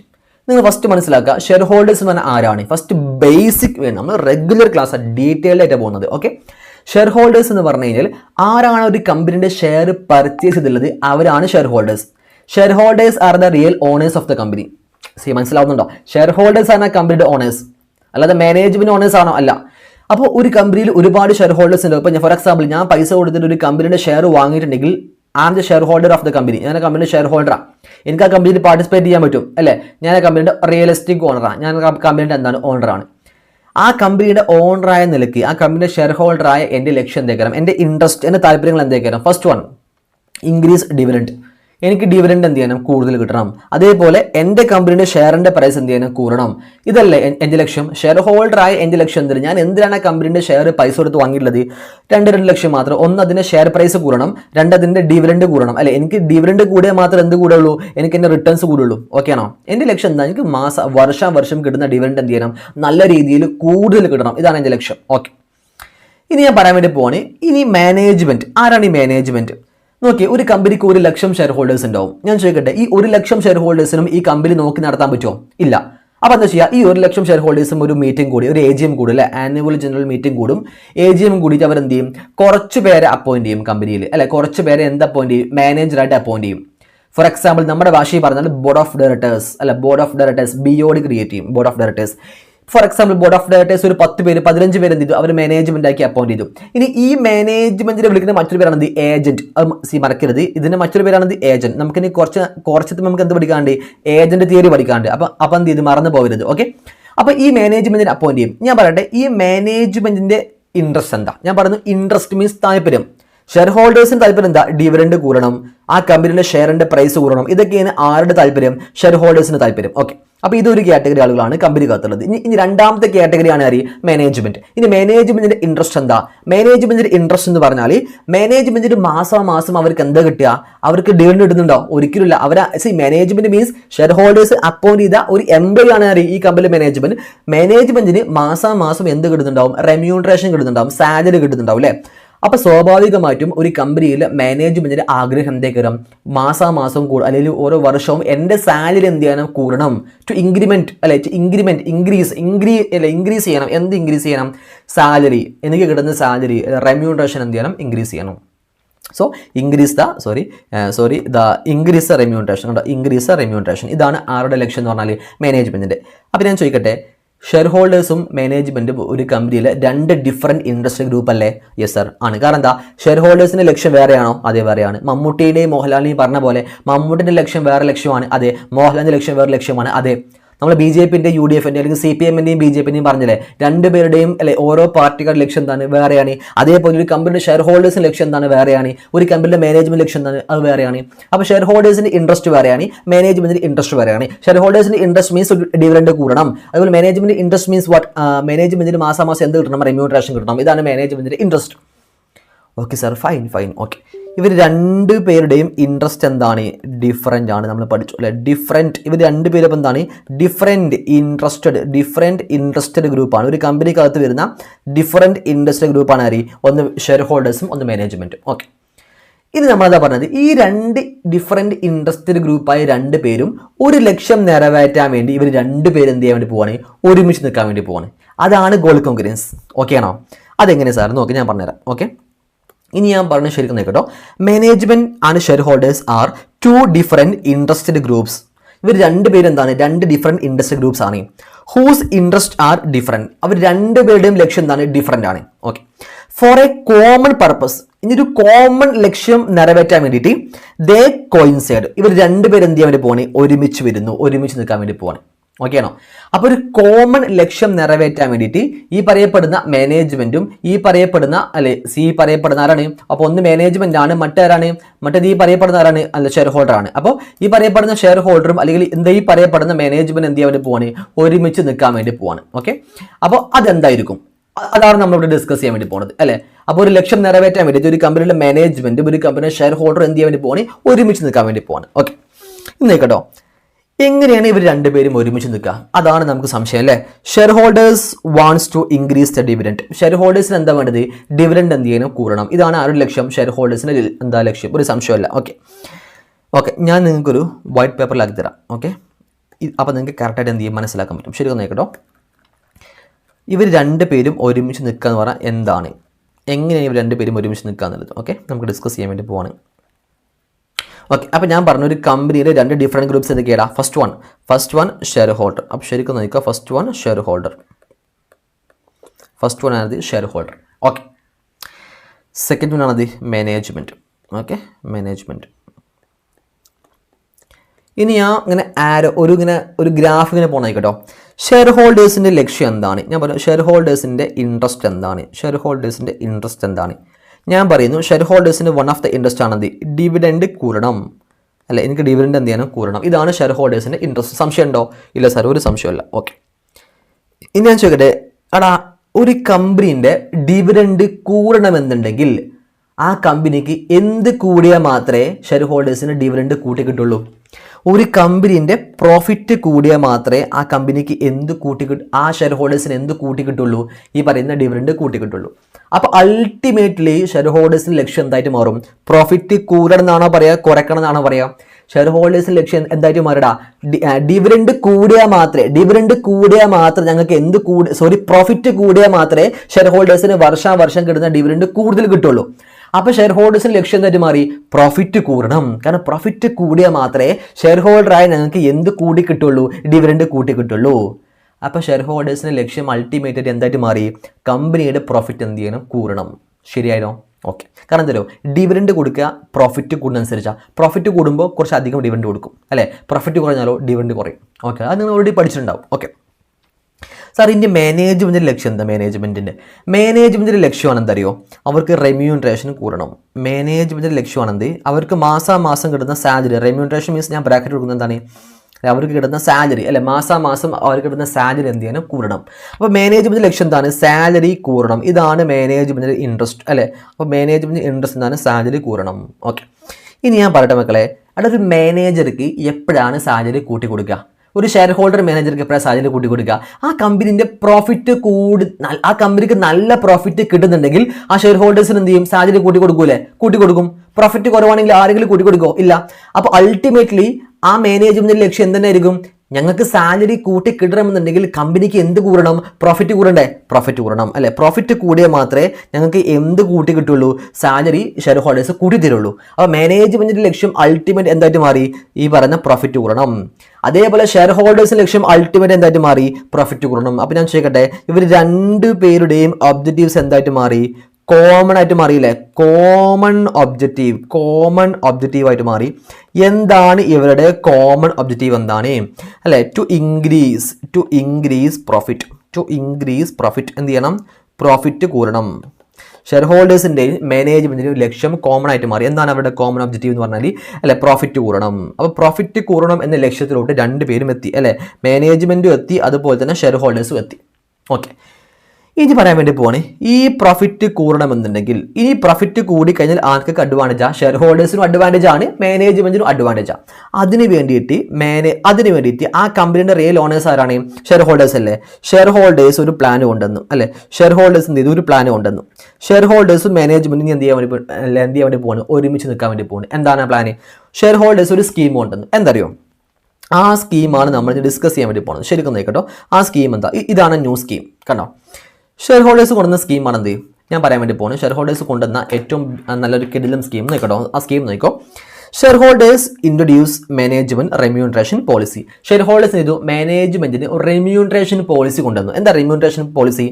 മാനേജ്മെന്റ് നിങ്ങൾക്ക് മാസാമാസം ബേസിക്കലി ഇത്ര ലക്ഷം രൂപ സാലറി തരും, ഒരു സംശയമില്ല. ബേസിക്കലി നിങ്ങൾക്ക് മന്തിൽ എന്ത് തരും? 20 lakh rupees സാലറി തരും. ഓക്കെ, മാസാമാസം നിങ്ങൾക്ക് 20 lakh rupees നിങ്ങൾ സാലറി തരും. ഓക്കെ, അതിന് പുറമെ എവറി 10% ഇൻക്രീസിങ് ദ പ്രോഫിറ്റ്. നിങ്ങൾ മാനേജ്മെന്റായി നമ്മുടെ കമ്പനിയുടെ പ്രോഫിറ്റ് 10% നിങ്ങൾ കൂട്ടുന്നുണ്ടെങ്കിൽ, നിങ്ങൾ 10% നമ്മുടെ പ്രോഫിറ്റ് കൂട്ടുന്നുണ്ടെങ്കിൽ എന്ത് തരാം? Then 5% increment in remuneration. ഞങ്ങൾ എന്ത് തരാം? 5% നിങ്ങൾക്ക് എന്ത് ഇൻക്രിമെന്റ് തരാമെന്ന് പറഞ്ഞു അല്ലെ? 10% നിങ്ങൾ പ്രോഫിറ്റ്, നമ്മുടെ കമ്പനിയുടെ പ്രോഫിറ്റ് നിങ്ങൾ കൂട്ടുകയാണെങ്കിൽ അല്ലെ, നിങ്ങൾക്ക് എന്ത് ചെയ്യാം? നിങ്ങളുടെ റെമ്യൂണറേഷൻ ഞങ്ങൾ 5% കൂട്ടി തരാമെന്ന് പറഞ്ഞു. അപ്പോൾ ഓട്ടോമാറ്റിക്കലി മാനേജ്മെന്റ് എന്തിനെ നോക്കുള്ളൂ? പ്രോഫിറ്റ് 10% കൂട്ടാൻ വേണ്ടി നോക്കും. അപ്പോൾ 10% പ്രോഫിറ്റ് കൂടും അല്ലെ? അപ്പോൾ 10% പ്രോഫിറ്റ് കൂടുമ്പോൾ മാനേജ്മെന്റിന് എന്ത് കിട്ടും? 5% സാലറിയിൽ ഇൻക്രിമെന്റ് കിട്ടും. പ്രോഫിറ്റ് കൂടുമ്പോൾ ആർക്ക് ഡിവിഡൻഡ് കൂടുതൽ കിട്ടും? ഷെയർ ഹോൾഡേഴ്സിനും ഡിവിഡൻഡ് കൂടുതൽ കിട്ടും അല്ലെ? അപ്പൊ അതിന് വേണ്ടിയിട്ട് ഇവർ രണ്ടുപേരും ഒന്നായി. മാനേജ്മെന്റ് എന്ത് ക്രിയേറ്റ് ചെയ്തു? ഒരു റെമ്യൂണറേഷൻ പോളിസി ക്രിയേറ്റ് ചെയ്തു. അതിന് വേണ്ടിയിട്ട് മാനേജ്മെന്റും ഷെയർ ഹോൾഡേഴ്സും ചെയ്തു ഒരുമിച്ച് അങ്ങ് നിന്നു അല്ലെ? അതിനെ വിളിക്കുന്ന so the management try to increase the profit. Management അപ്പൊ എന്തിനു വേണ്ടി മാത്രമേ നോക്കുള്ളൂ? പ്രോഫിറ്റ് കൂട്ടാൻ വേണ്ടി മാത്രമേ നോക്കുള്ളൂ.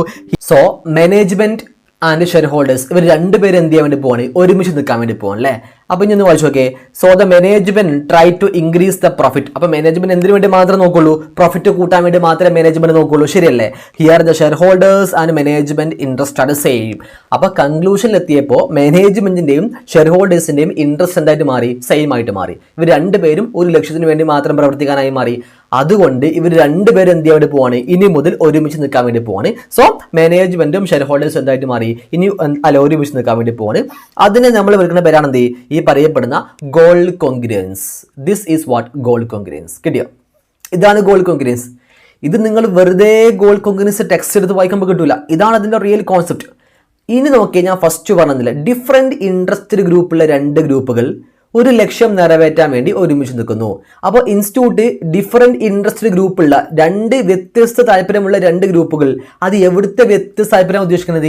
കമ്പനിക്കകത്താ. കമ്പനിന്റെ ഉള്ളിലുള്ള വ്യത്യസ്ത താല്പര്യമുള്ള രണ്ട് ഗ്രൂപ്പുകൾ. ഒരു കമ്പനിയിൽ വ്യത്യസ്ത താല്പര്യമുള്ള രണ്ട് ഗ്രൂപ്പ് ഉണ്ടാവുള്ളൂ. അത് ഒന്ന് ഷെയർ ഹോൾഡേഴ്സുമാണ്, മറ്റൊന്ന് മാനേജ്മെന്റുമാണ്. സിമ്പിൾ. ഓക്കെ ആണോ? ഇനി നിങ്ങൾ ടെക്സ്റ്റ് എടുത്ത് വായിക്കുമ്പോൾ നിങ്ങൾക്ക് സിമ്പിളായിട്ട് കിട്ടും. ഇതാണ് നിങ്ങൾ ടെക്സ്റ്റിൽ കൊടുത്ത സംഭവം. ഓക്കെ, ഇനി വായിച്ചു നോക്കേ. ടെക്സ്റ്റിൻ്റെ ഫോണ്ട് ചെറിയ ഫോണ്ടാണ്. ഓക്കെ ആണോ? അല്ലേ? ഞാൻ ഇന്ന് വരെ വേറൊരു ടെക്സ്റ്റിലും ഇങ്ങനത്തെ ഫോണ്ട് കണ്ടിട്ടില്ല. വളരെ ചെറിയ ഫോണ്ട് അല്ലേ? ഇതൊന്നും ഒരിക്കലും വായിച്ച് പഠിക്കാൻ കഴിയില്ല, അത്രയും കോംപ്ലിക്കേഷൻ ആണ് ചെറിയ ഫോണ്ട്. നമുക്ക് നോക്കാം അല്ലേ? ഞാൻ പറയുന്നത് വാട്ട് ഈസ് ന്യൂ. അപ്പോൾ നിങ്ങൾ ഏതൊക്കെ ടേം ആണ് പഠിക്കേണ്ടത് ഞാൻ മാർക്ക് ചെയ്ത് തരാം. ഫസ്റ്റ് പോയിന്റ് എന്തായാലും പഠിക്കണം. എന്താ? Goal congruence is a term that is used. അത് എന്തിനു വേണ്ടി യൂസ് ചെയ്യുന്നു? Describe a situation. അതൊരു സിറ്റുവേഷൻ ഡിസ്ക്രൈബ് ചെയ്യാണ്. എന്താണ് സിറ്റുവേഷൻ? കണ്ടോ?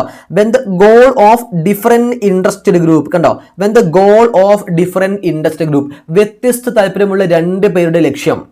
അപ്പൊ ആരാണ് ഈ പറയപ്പെടുന്ന ഡിഫറെന്റ് ഇൻട്രസ്റ്റഡ് ഗ്രൂപ്പ് എന്ന് പറഞ്ഞാൽ അല്ലെ? ഇത് ഒന്ന് മാനേജ്മെന്റും ആണ്, മറ്റൊന്ന് ഷെയർ ഹോൾഡേഴ്സും ആണ്. അപ്പോൾ ഒരു കമ്പനിയിലുള്ള മാനേജ്മെന്റും ഷെയർ ഹോൾഡേഴ്സുമാണ് രണ്ട് വ്യത്യസ്ത താല്പര്യമുള്ള ഗ്രൂപ്പുകൾ. അവരുടെ ലക്ഷ്യം ഗോൾ എന്ന് പറയാം അല്ലെ? അപ്പൊ ഈ വ്യത്യസ്ത താല്പര്യമുള്ള രണ്ട് പേരുടെ ലക്ഷ്യം എന്ത് ചെയ്യാൻ വേണ്ടി പോവാണ്? കണ്ടോ?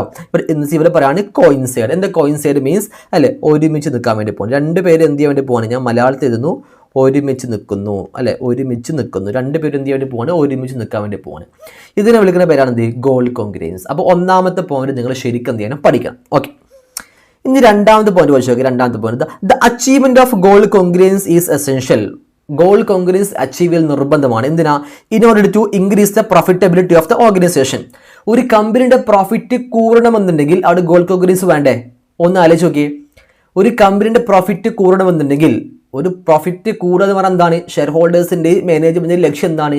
അൾട്ടിമേറ്റ്ലി പ്രോഫിറ്റ് കൂടണം. അപ്പോൾ പ്രോഫിറ്റ് കൂടുക എന്ന് പറഞ്ഞാൽ അൾട്ടിമേറ്റ്ലി എന്താണ്? അവിടെ എന്ത് ഫോം ചെയ്യാണ്? ഗോൾ കോൺഗ്രുവൻസ് ഫോം ചെയ്യാൻ അല്ലേ? അപ്പോൾ the achievement of goal congruence, ഒരു കമ്പനിക്ക് ഗോൾ കോൺഗ്രുവൻസ് അച്ചീവ് ചെയ്യണമെന്നുണ്ടെങ്കിൽ ഈസ് എസെൻഷ്യൽ, അത് നിർബന്ധമാണ്. എന്ത്? In order to increase the profitability of the organisation and to achieve is goal is very important. അപ്പോൾ രണ്ടാമത്തെ പോയിന്റ് നിങ്ങൾ എന്ത് ചെയ്യണം? പഠിക്കണം. ഓക്കെ ആണോ? ഓക്കെ. ഇനി പറയാൻ വേണ്ടി പോവാണ്. ഇനി നിങ്ങൾ ലാസ്റ്റ് ലൈൻ വെച്ച് നോക്കുക. ലാസ്റ്റ് ലൈൻ കണ്ടോ?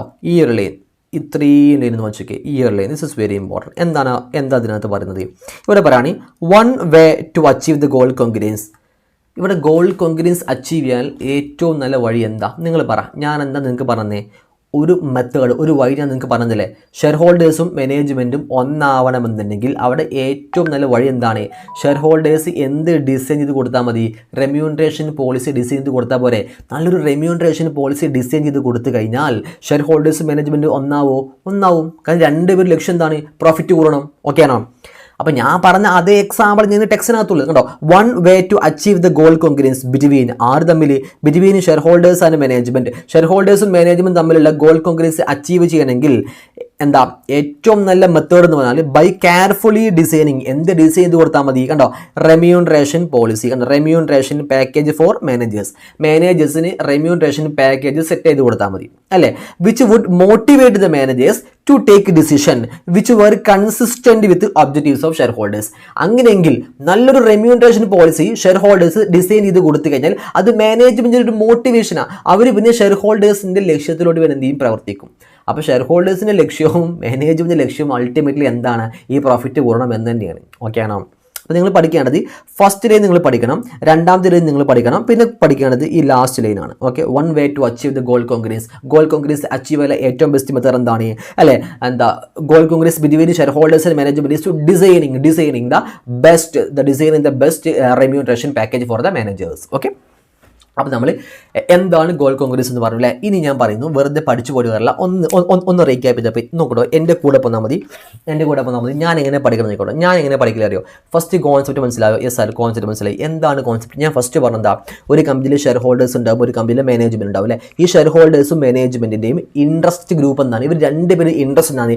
ഡിഫറൻ്റ് ആണ് അല്ലേ? മാനേജ്മെന്റിന്റെ ഇൻട്രസ്റ്റ് വേറെയാണ്, ഷെയർ ഹോൾഡേഴ്സിന്റെ ഇൻട്രസ്റ്റ് വേറെയാണ്. അപ്പോൾ what is mean by goal congruence?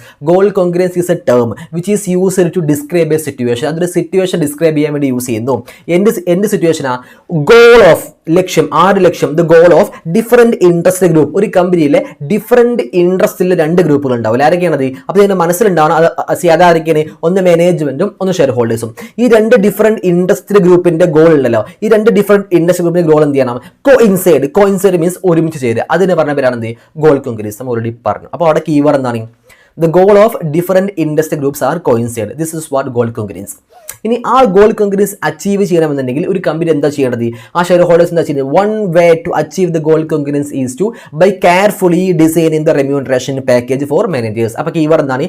The way to achieve goal congruence. Goal congruence achieve ചെയ്യണമെങ്കിൽ ഏറ്റവും ബെസ്റ്റ് മെത്തേഡ് എന്താ? The designing the remuneration package for managers. Keyword designing the remuneration package for managers അല്ലെ? Designing the remuneration package for managers. കഴിഞ്ഞു. ഇങ്ങനെയാണ് പഠിക്കേണ്ടത്. ഇപ്പോൾ നിങ്ങൾക്ക് concept മനസ്സിലായി, നിങ്ങൾക്ക് കറക്റ്റ് നിങ്ങൾക്ക് പഠിഞ്ഞ് this is a best method to study the theory. ഇങ്ങനെ നിങ്ങൾ പഠിച്ചു പോവുകയാണെങ്കിൽ നിങ്ങൾക്ക് ഫുൾ മാർക്ക് സ്കോർ ചെയ്യാൻ പറ്റും. ഞാൻ വെറുതെ പറഞ്ഞല്ല. ഇപ്പം നിങ്ങൾക്ക് കിട്ടുന്ന സാറ്റിസ്ഫാക്ഷൻ ഉണ്ടാവില്ലേ, അത് വേറൊന്നും നിങ്ങൾക്ക് എന്ത് ചെയ്യില്ല, കിട്ടില്ല. ഓക്കെ ആണോ? അപ്പോൾ ഒരു കോൺസെപ്റ്റ് പറയാം, പിന്നെ അതിനെ ബൈ ഹാർട്ട് ചെയ്യാൻ നോക്കാം. ഓക്കെ ആണോ? ഓക്കെ.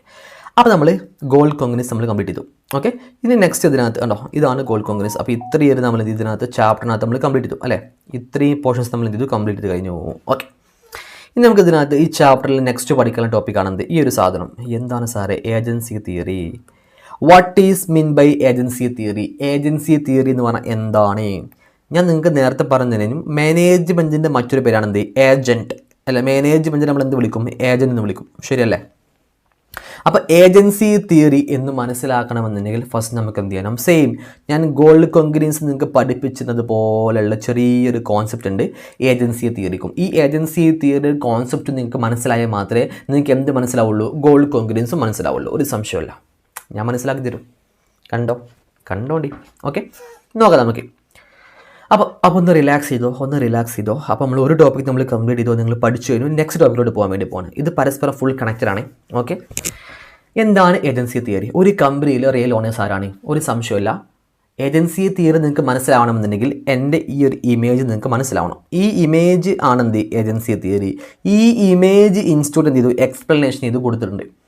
എന്താ സാറേ ഈ ഇമേജ്? ഓക്കെ, ഞാൻ ഫസ്റ്റ് പറയാൻ വേണ്ടി പോവാണ്. ഒരു കമ്പനിയിലെ റിയൽ ഓണേഴ്സ് ആരാണ്? അവിടുത്തെ ഷെയർ ഹോൾഡേഴ്സ് അല്ലേ? സംശയം ഉണ്ടോ? ഓക്കെ, അപ്പോൾ പ്രിൻസിപ്പിൾസ് എന്ന് പറഞ്ഞാൽ ഒരു കമ്പനിയുടെ പ്രിൻസിപ്പിൾസ്, ആ കമ്പനി റിയൽ ഓണേഴ്സ് ആരാത്? പ്രിൻസിപ്പിൾസ്.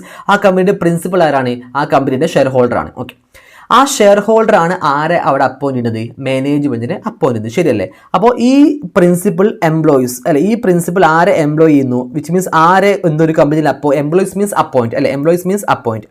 ഈ പ്രിൻസിപ്പൽ ആരെ അപ്പോയിന്റ് ചെയ്യുന്നുണ്ട്? ഈ പ്രിൻസിപ്പൽ ഒരു കമ്പനിയിൽ ആരെ അപ്പോയിന്റ് ചെയ്യുന്നത്? ഈ പറയുന്ന ഏജന്റിനെ ഈ ഏജന്റിനെ അപ്പോയിന്റ് ചെയ്യുന്ന ആരാണ്? ഈ പറയുന്ന പ്രിൻസിപ്പൽ. ആരാണ് ഏജന്റ്? ഈ ഏജന്റിന് പറയുന്നത് മാനേജ്മെന്റ്. മാനേജ്മെന്റിനാണ് ഇവിടെ ഏജന്റ് എന്ന് പറയുന്നത്. ഓക്കെ, എക്സാമ്പിൾ ഏതാ? മാനേജ്മെന്റിന്റെ എക്സാമ്പിൾ ആണ് ഒരു കമ്പനിയുടെ ഡയറക്ടേഴ്സ്, ബോർഡ് ഓഫ് ഡയറക്ടേഴ്സ്. ഞാൻ ഫസ്റ്റ് ബേസിക്കലി നിങ്ങൾക്ക് പറഞ്ഞിട്ടുണ്ടായിരുന്നു. അപ്പോൾ ഒരു കമ്പനിയിലെ ഏജന്റ് എന്ന് പറഞ്ഞാൽ ആരാണ്? ആ കമ്പനിയിലെ മാനേജ്മെന്റ് അല്ലെ. അപ്പോൾ പ്രിൻസിപ്പൽ ഷെയർ ഹോൾഡേഴ്സ് ആണ് ഈ ഏജന്റിനെ അപ്പോയിന്റ് ചെയ്യുക. ശരിയല്ലേ? ഇനി ഈ ഏജന്റ് എന്താ ചെയ്യണത്? ഈ ഏജന്റിന്റെ ഡ്യൂട്ടി എന്താ? കണ്ടോ, ഈ ഏജന്റിന്റെ ഡ്യൂട്ടി എന്താ? ടു പെർഫോം, ജോലി ചെയ്യണം. എന്താ പെർഫോം ചെയ്യണത്? ടാസ്കുകൾ, അവിടുത്തെ ഒരുപാട് ജോലികൾ പെർഫോം ചെയ്യണം. ആ ടാസ്ക് ആര് പറഞ്ഞു കൊടുത്ത ടാസ്ക്കാണ്? ഷെയർ ഹോൾഡേഴ്സ് പറഞ്ഞു കൊടുത്ത ടാസ്കുകൾ പെർഫോം ചെയ്യണം അല്ലേ. എന്നിട്ടോ കണ്ടോ, example manage in the company. എന്താണ് ടാസ്ക്? ഒരു കമ്പനി മൊത്തം മാനേജ് ചെയ്യുക. അതാണ് ഏജന്റിന്റെ ടാസ്ക് എന്ന് പറഞ്ഞാൽ. അപ്പോൾ ഒരു കമ്പനിയിൽ ഏജന്റ് ഉണ്ടാവും. ആ ഏജന്റിനെ ഷെയർ ഹോൾഡേഴ്സ് അപ്പോയിന്റ് ചെയ്തു. ഇനി ആ ഏജന്റിന്റെ ഡ്യൂട്ടി എന്ന് പറഞ്ഞാൽ എന്താണ്? ആ കമ്പനി മൊത്തം ചെയ്യുക, മാനേജ് ചെയ്യുക. ഇനി ഞാൻ ചോദിക്കട്ടെ, ഈ കമ്പനി മൊത്തം മാനേജ് ചെയ്യുക, ശരിയാണ്. ഇനി ഈ ഏജന്റ് ആരോട് ഉത്തരവാദിത്തപ്പെട്ടിട്ടുണ്ട്? ആരോട് റിപ്പോർട്ടബിൾ ആണ്? ഈ ഏജന്റ് അല്ലെ, ഓൺ ബിഹാഫ് ഓഫ് പ്രിൻസിപ്പൽ അല്ലെ, പ്രിൻസിപ്പലിൻ്റെ ബിഹാഫിൽ മാത്രം. അത് മാത്രമല്ല, ഈ ഏജന്റ് ആരോട് അക്കൗണ്ടബിൾ ആണ്? ഈ ഏജന്റ് അക്കൗണ്ടബിൾ ടു പ്രിൻസിപ്പൽ അല്ലെ, പ്രിൻസിപ്പലിനോട് എന്ത് ചെയ്യുക, അക്കൗണ്ടബിൾ ആണ് അല്ലെ. അപ്പോൾ ഏജന്റ് എന്തെങ്കിലും പ്രശ്നം ഉണ്ടെങ്കിൽ, ആ കമ്പനി എന്ത് കാര്യം ഉണ്ടെങ്കിലും ആരോട് കമ്മ്യൂണിക്കേറ്റ് ചെയ്യണം? ഈ ആരോടാണ് സമാധാനം പറയേണ്ടത്? പ്രിൻസിപ്പലിനോടാണ് സമാധാനം പറയുന്നത്. കാരണം തന്നെ അപ്പോയിന്റ് ചെയ്ത് ആരാണ്? പ്രിൻസിപ്പൽ ആണോ ഷെയർ ഹോൾഡർ ആണോ? യെസ്, ഒരു സംശയമല്ല, ഷെയർ ഹോൾഡറാണ് തന്നെ അപ്പോയിന്റ് ചെയ്തത്. ഓക്കെ, ഇനി ഇതാണ് അല്ലെ, ഇത്രയും മനസ്സിലായോ? അപ്പോൾ എന്താണിത്? ഇതാണ് ഏജൻസി തിയറി. എന്താ ഏജൻസി തിയറി എന്ന് പറഞ്ഞാൽ? നോക്കിട്ടോ, ഇതിനെ പറഞ്ഞ പേരാണ് agency theory. Agency theory means what? ഒരു കമ്പനിയിൽ പ്രിൻസിപ്പൽ ഉണ്ടാവും. പ്രിൻസിപ്പൽ ആണെന്ന് ഷെയർ ഹോൾഡർ. ആ ഷെയർ ഹോൾഡർ ആണ് ആ ഷെയർ ഹോൾഡർ അപ്പോയിന്റ് ചെയ്ത ഏജന്റ്. ആ ഏജന്റിനെ അപ്പോയിന്റ് ചെയ്യുന്നു. ഏജന്റ് മീൻസ് മാനേജ്മെന്റ് ആണ്. One of the example of management is directors, which means board of directors. ഇനി ആ ഡയറക്ടേഴ്സിന്റെ ജോലി എന്താണ്? എക്സാമ്പിൾ ഡയറക്ടേഴ്സ് ആണ്. അവർ എന്താ കമ്പനിക്കകത്ത് ടാസ്കുകൾ പെർഫോം ചെയ്യണം. എന്തൊക്കെ ടാസ്ക്കാണ് കമ്പനിക്കകത്ത് ഉണ്ടാവുക? മാനേജിന്റെ കമ്പനി. അപ്പോൾ ഒരു കമ്പനി മാനേജ് ചെയ്യുക എന്ന് പറഞ്ഞ ടാസ്ക് ആണ് ആ കമ്പനിയിലെ മാനേജ്മെന്റ് അല്ലെങ്കിൽ ഏജന്റ് അല്ലെങ്കിൽ ഡയറക്ടർ എന്ത് ചെയ്യുന്നത്? പെർഫോം ചെയ്യേണ്ടത്. അപ്പോൾ ഒരു ഷെയർ ഹോൾഡർ ഒരു കമ്പനി മാനേജ് ചെയ്യാൻ വേണ്ടിയിട്ട് ആരെ അപ്പോയിന്റ് ചെയ്യുന്നു? ഈ പറയപ്പെടുന്ന മാനേജ്മെന്റ് ഏജന്റിനെ അപ്പോയിന്റ് ചെയ്യുന്നു. ഒരു ഷെയർ ഹോൾഡർ കമ്പനി മാനേജ് ചെയ്യാൻ വേണ്ടിയിട്ട് ഏജന്റിനെ അപ്പോയിന്റ് ചെയ്യുന്നു. ഈ ഏജന്റ് ആരോട് റിപ്പോർട്ടബിൾ ആണ്? ആരോട് അക്കൗണ്ടബിൾ ആണ്? ഈ ഷെയർ ഹോൾഡറോട് അക്കൗണ്ടബിൾ ആണ് അല്ലെ. അപ്പോൾ ഒരു ഷെയർ ഹോൾഡർ ഏജന്റ് അപ്പോയിന്റ് ചെയ്യുന്നു. അതിനെ പറഞ്ഞ പേരാണ് ഏജൻസി തിയറി. ഓക്കെ, അതിന് പറഞ്ഞ പേരാണ് agency theory. And this is agency theory. ഇതിനാണ് ടെക്സ്റ്റിനകത്ത് കൊടുത്ത ലാംഗ്വേജ് ഇസ് വെരി കോംപ്ലിക്കേറ്റഡ്. ഇനി ഞാൻ ചോദിക്കട്ടെ, ഇവിടെ ഷെയർ ഹോൾഡർ അല്ല റിയൽ ഓണർ എന്ന് പറഞ്ഞാൽ? അതെ. ഈ ഷെയർ ഹോൾഡർക്ക് ഫുൾ ടൈം കമ്പനിയിൽ നിൽക്കാൻ പറ്റുമോ? ഇല്ല. അതുകൊണ്ടാണ് ഷെയർ ഹോൾഡർ ആരെ അപ്പോയിന്റ് ചെയ്തത്? മാനേജ്മെന്റിനെ അപ്പോയിന്റ് ചെയ്തത്. ഓക്കെ, ഇനി ഞാൻ ചോദിക്കട്ടെ, അപ്പോൾ ശരിക്കും ആ കമ്പനിയിൽ ഫുൾ ടൈം ആയിട്ട് ഉണ്ടാവുക ആരാണ്? ഷെയർ ഹോൾഡർ ആണോ? ഏജന്റ് ആണോ? ഏജന്റ് ആണ്. ഓക്കെ, അപ്പോൾ ഫുൾ ടൈം ആ കമ്പനിയിൽ അവൈലബിൾ ആവുക മാനേജ്മെന്റ്, ഏജന്റ്. അപ്പോൾ ഞാൻ മാനേജ്മെന്റ് എന്നല്ല പറയാം, മാനേജ്മെന്റിന്റെ വേർഡിന് പകരം ഞാൻ എന്താ യൂസ് ചെയ്യുക? ഏജന്റ് എന്ന് യൂസ് ചെയ്യുക. അപ്പോൾ ഏജന്റ് എന്ന് കേൾക്കുമ്പോൾ എന്ത് ചെയ്യണ്ട? കൺഫ്യൂഷൻ ആവേണ്ട ആവശ്യമില്ല. Which means what is extremely equal to what? Management. Okay ആണോ? അപ്പോൾ ഞാൻ യൂസ് ചെയ്യുക ടെക്നിക്കൽ ടേം, ഇൻസ്റ്റിറ്റ്യൂട്ട് യൂസ് ചെയ്ത ടേം എന്താണ്? ഏജന്റ്. അതുകൊണ്ട് ഞാൻ എന്ത് ചെയ്തു? ഏജന്റ് എന്ന് യൂസ് ചെയ്യുന്നു. ഓക്കെ, അപ്പോൾ ഇനി കമ്പനിയിൽ ഫുൾ ടൈം ആയിട്ട് ഉണ്ടാവാറാണ് ഈ മാനേജ്മെന്റ് ആണ്. ഇനി ഞാൻ ചോദിക്കട്ടെ, ഒരു കമ്പനി ഫുൾ ടൈം മാനേജ് ചെയ്യുക ഈ പറയുന്ന ഏജന്റ് അല്ലേ? അതെ, ഈ പറയുന്ന മാനേജ്മെന്റ് ആണ്. അപ്പോൾ കമ്പനിയിൽ ഒരുപാട് ഫണ്ട് ഉണ്ടാവില്ലേ? ഫണ്ട് ഉണ്ടാവും. അത് ആരുടെ ഫണ്ടാണ്? അത് ഷെയർ ഹോൾഡേഴ്സിൻ്റെ ഫണ്ടാണ്. ബട്ട് അത് ആരുടെ കയ്യിലാണ് ഉള്ളത്? മാനേജ്മെന്റിന്റെ കയ്യിലുള്ളത്. കാരണം എന്താ? ഫുൾ ടൈം കമ്പനി ആരുള്ളത്? മാനേജ്മെന്റാണ്. ആ ഫണ്ട് ആരുടെ ഫണ്ടാണ്? ഷെയർ ഹോൾഡേഴ്സിന്റെ ഫണ്ടാണ്. അത് ഫുൾ ടൈം ഇപ്പോൾ ആരുടെ കയ്യിലാണ് ഉള്ളത്? മാനേജ്മെന്റിന്റെ കയ്യിലുള്ളത്. ഇപ്പോൾ ആരത് യൂസ് ചെയ്യുന്നത്? മാനേജ്മെന്റാണ് യൂസ് ചെയ്യുന്നത്. ആരുടെ ഫണ്ടാണ് യൂസ് ചെയ്യുന്നത്? ഷെയർ ഹോൾഡേഴ്സിന്റെ ഫണ്ടാണ് യൂസ് ചെയ്യുന്നത്. ഞാൻ പറഞ്ഞ മനസ്സിലാവുണ്ടോ? ഞാൻ കണക്ഷൻ വരാം. ഓക്കെ, ഓക്കെ, ഇതാണ് എന്ത് ഏജൻസി തിയറി. ഓക്കെ ആണോ? ഇനി പറയാൻ വേണ്ടി പോകുന്നത് നോക്കട്ടെ, ഇത് വായിച്ചു കേട്ടോ. Shareholders appoint agent. Shareholders ചെയ്യുന്നു ഏജന്റിനെ അപ്പോയിന്റ് ചെയ്യുന്നു. ദാറ്റ് ഈസ് ഡയറക്ടേഴ്സിനെ അപ്പോയിന്റ് ചെയ്യുന്നു. എന്തിനാ? To manage the company manage ചെയ്യാൻ വേണ്ടിയിട്ട്. ഓക്കെ, ഇതിനെ പറഞ്ഞ പേരാണ് എന്ത് ഏജൻസി തിയറി. ഓക്കെ, അങ്ങനെയെങ്കിൽ ഒരു കമ്പനി മാനേജേഴ്സ് മാനേജ് ചെയ്യുമ്പോൾ, ഒരു കമ്പനിയിൽ ഏജന്റുമാർ ഒരു കമ്പനി മാനേജ് ചെയ്യുമ്പോൾ അവിടെ കുറച്ച് പ്രശ്നങ്ങൾ വരാൻ ചാൻസ് ഉണ്ട്. ആ പ്രശ്നങ്ങളെ നമ്മൾ വിളിക്കുന്ന പേരാണത് ഏജൻസി പ്രോബ്ലം. ഓക്കെ ആണോ? അപ്പോൾ നെക്സ്റ്റ് ഞാൻ പറയാൻ വേണ്ടി പോകുന്നത് എന്താണ് ഏജൻസി പ്രോബ്ലം. എന്താ ഏജൻസി പ്രോബ്ലം? ഒരു കമ്പനി ഷെയർ ഹോൾഡേഴ്സിൻ്റെ കമ്പനിയാണ്, ബട്ട് അത് മാനേജ് ചെയ്യുന്ന ആരാണ്? ഈ പറയപ്പെടുന്ന ഏജൻറ്റാണ്. അപ്പോൾ ഒരു ഏജൻറ്റ് ഒരു കമ്പനി മാനേജ് ചെയ്യുമ്പോൾ അവിടെ എന്ത് വരാൻ ചാൻസ് ഉണ്ട്? കുറച്ച് ഏജൻസി പ്രോബ്ലംസ് വരാൻ ചാൻസ് ഉണ്ട്. ആ ഏജൻസി പ്രോബ്ലംസ് ആണ് നമ്മൾ എന്ത് ചെയ്യുന്നത് ഇനി ഡിസ്കസ് ചെയ്യാൻ വേണ്ടി പോകുന്നത്. ഓക്കെ ആണോ? എന്തുണ്ടറിയോ? ഇതാണ് കമ്പനി വിചാരിക്കുക, ഇതാണ് കമ്പനി. ഈ കമ്പനിയിൽ ഫുൾ ടൈം ആയിട്ട് ഉണ്ടാവുക ആരറിയോ? ഈ പറയപ്പെടുന്ന 4 മാനേജറാണ്. ഓക്കെ ആണോ? ഈ 4 മാനേജറാണ് ഫുൾ ടൈം ആയിട്ട് ഉണ്ടാവുക. ഓക്കെ, 1,00,000 ഷെയർ ഹോൾഡേഴ്സ് കമ്പനിയുടെ പുറത്തുണ്ടാവും. ഓക്കെ, ഇവിടെ ഒരുപാട് ഫണ്ടുകൾ ഉണ്ടാവില്ല. ഈ കമ്പനിയിൽ ഒരുപാട് എന്തുണ്ടാവും? ഫണ്ട് ഉണ്ടാവും. ഓക്കെ, ഈ ഫണ്ട് ആരുടെ കയ്യിലാണ്? ഈ പറയപ്പെടുന്ന മാനേജ്മെൻറ്റിൻ്റെ കയ്യിലാണ്. ഈ കമ്പനിയിൽ കുറേ റിസോഴ്സുകൾ ഉണ്ടാവില്ല. എന്താ റിസോഴ്സ് എന്ന് പറഞ്ഞാൽ ഞാൻ ഓൾറെഡി നിങ്ങൾക്ക് പറഞ്ഞിട്ടുണ്ട്. ഒരു സ്ട്രാറ്റജിക് മാനേജ്മെൻറ്റ് റിസോഴ്സ് എന്ന് പറഞ്ഞാൽ എന്താ അറിയോ? 4M ആണ്. എന്താ 4M എന്ന് പറഞ്ഞാൽ നോക്കട്ടോ. MMMT എന്ന് പറയാം നമുക്ക് അല്ലേ. First one M means money. And next M means men. And next M means material. And next M means money, men, material. Okay, മണി ഉണ്ട്, അതുപോലെ മെൻ ഉണ്ട്, മെറ്റീരിയൽ ഉണ്ട്, അതുപോലെ മെഷീനറി. നെക്സ്റ്റ് M ആണെന്ത്? മെഷീനറി.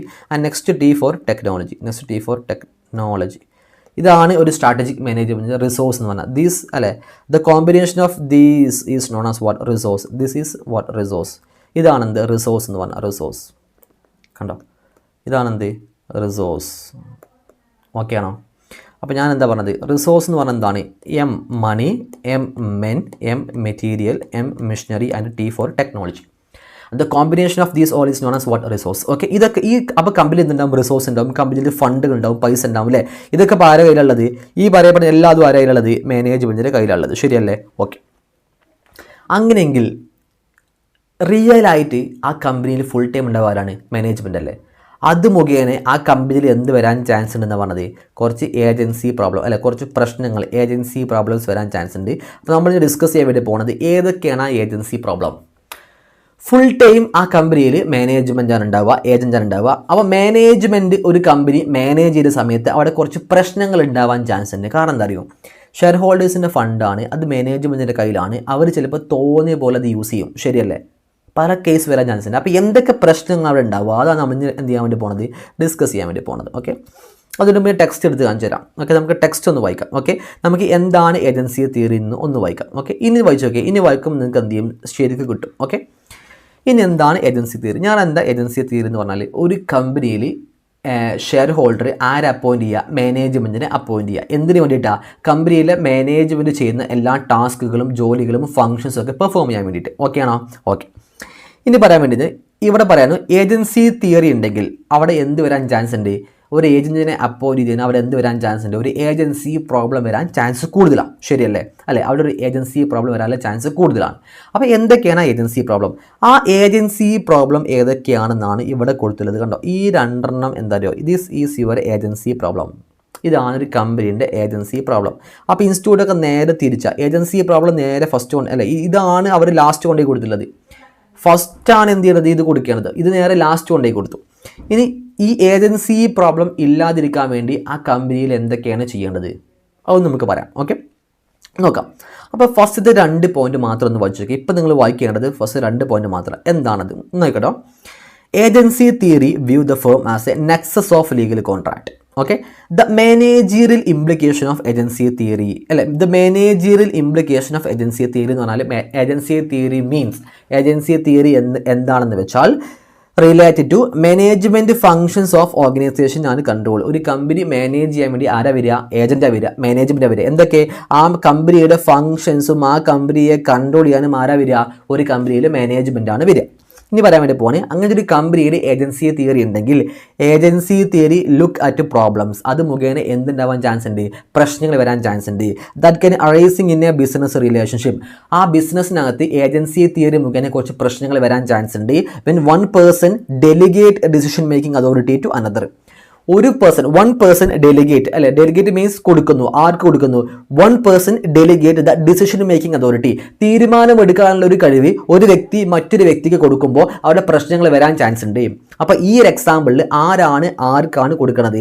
ഷെയർ ഹോൾഡേഴ്സ് ആണ് ആ കമ്പനിയുടെ തീരുമാനമെടുക്കാനുള്ള എല്ലാ പവറും കാര്യങ്ങളൊക്കെ ഏൽപ്പിക്കുന്നത്? മാനേജ്മെന്റിനെ ഏൽപ്പിക്കുന്നത്. അപ്പോൾ നമുക്ക് ഇങ്ങനെ പറയാൻ പറ്റൂലേ, എന്താ കണ്ടോ, വെൻ വൺ പേഴ്സൺ ഡെലിഗേറ്റ്, ഈ വൺ പേഴ്സൺ ആരാ? ഷെയർ ഹോൾഡർ അല്ലെ. One person delegate the decision making authority to, ഈ ടു ആരായോ? ഈ ടു എന്ന് പറഞ്ഞാൽ മാനേജ്മെന്റ്. അപ്പോൾ shareholders delegate decision making authority to management. നമുക്ക് അങ്ങനെയും പറഞ്ഞോടെ, അങ്ങനെയും പറയാം അല്ലെ. Shareholders delegate decision making authority to management. അപ്പോൾ shareholders decision making authority മാനേജ്മെന്റിന് കൈമാറുമ്പോൾ അവിടെ എന്ത് വരാൻ ചാൻസ് ഉണ്ട്?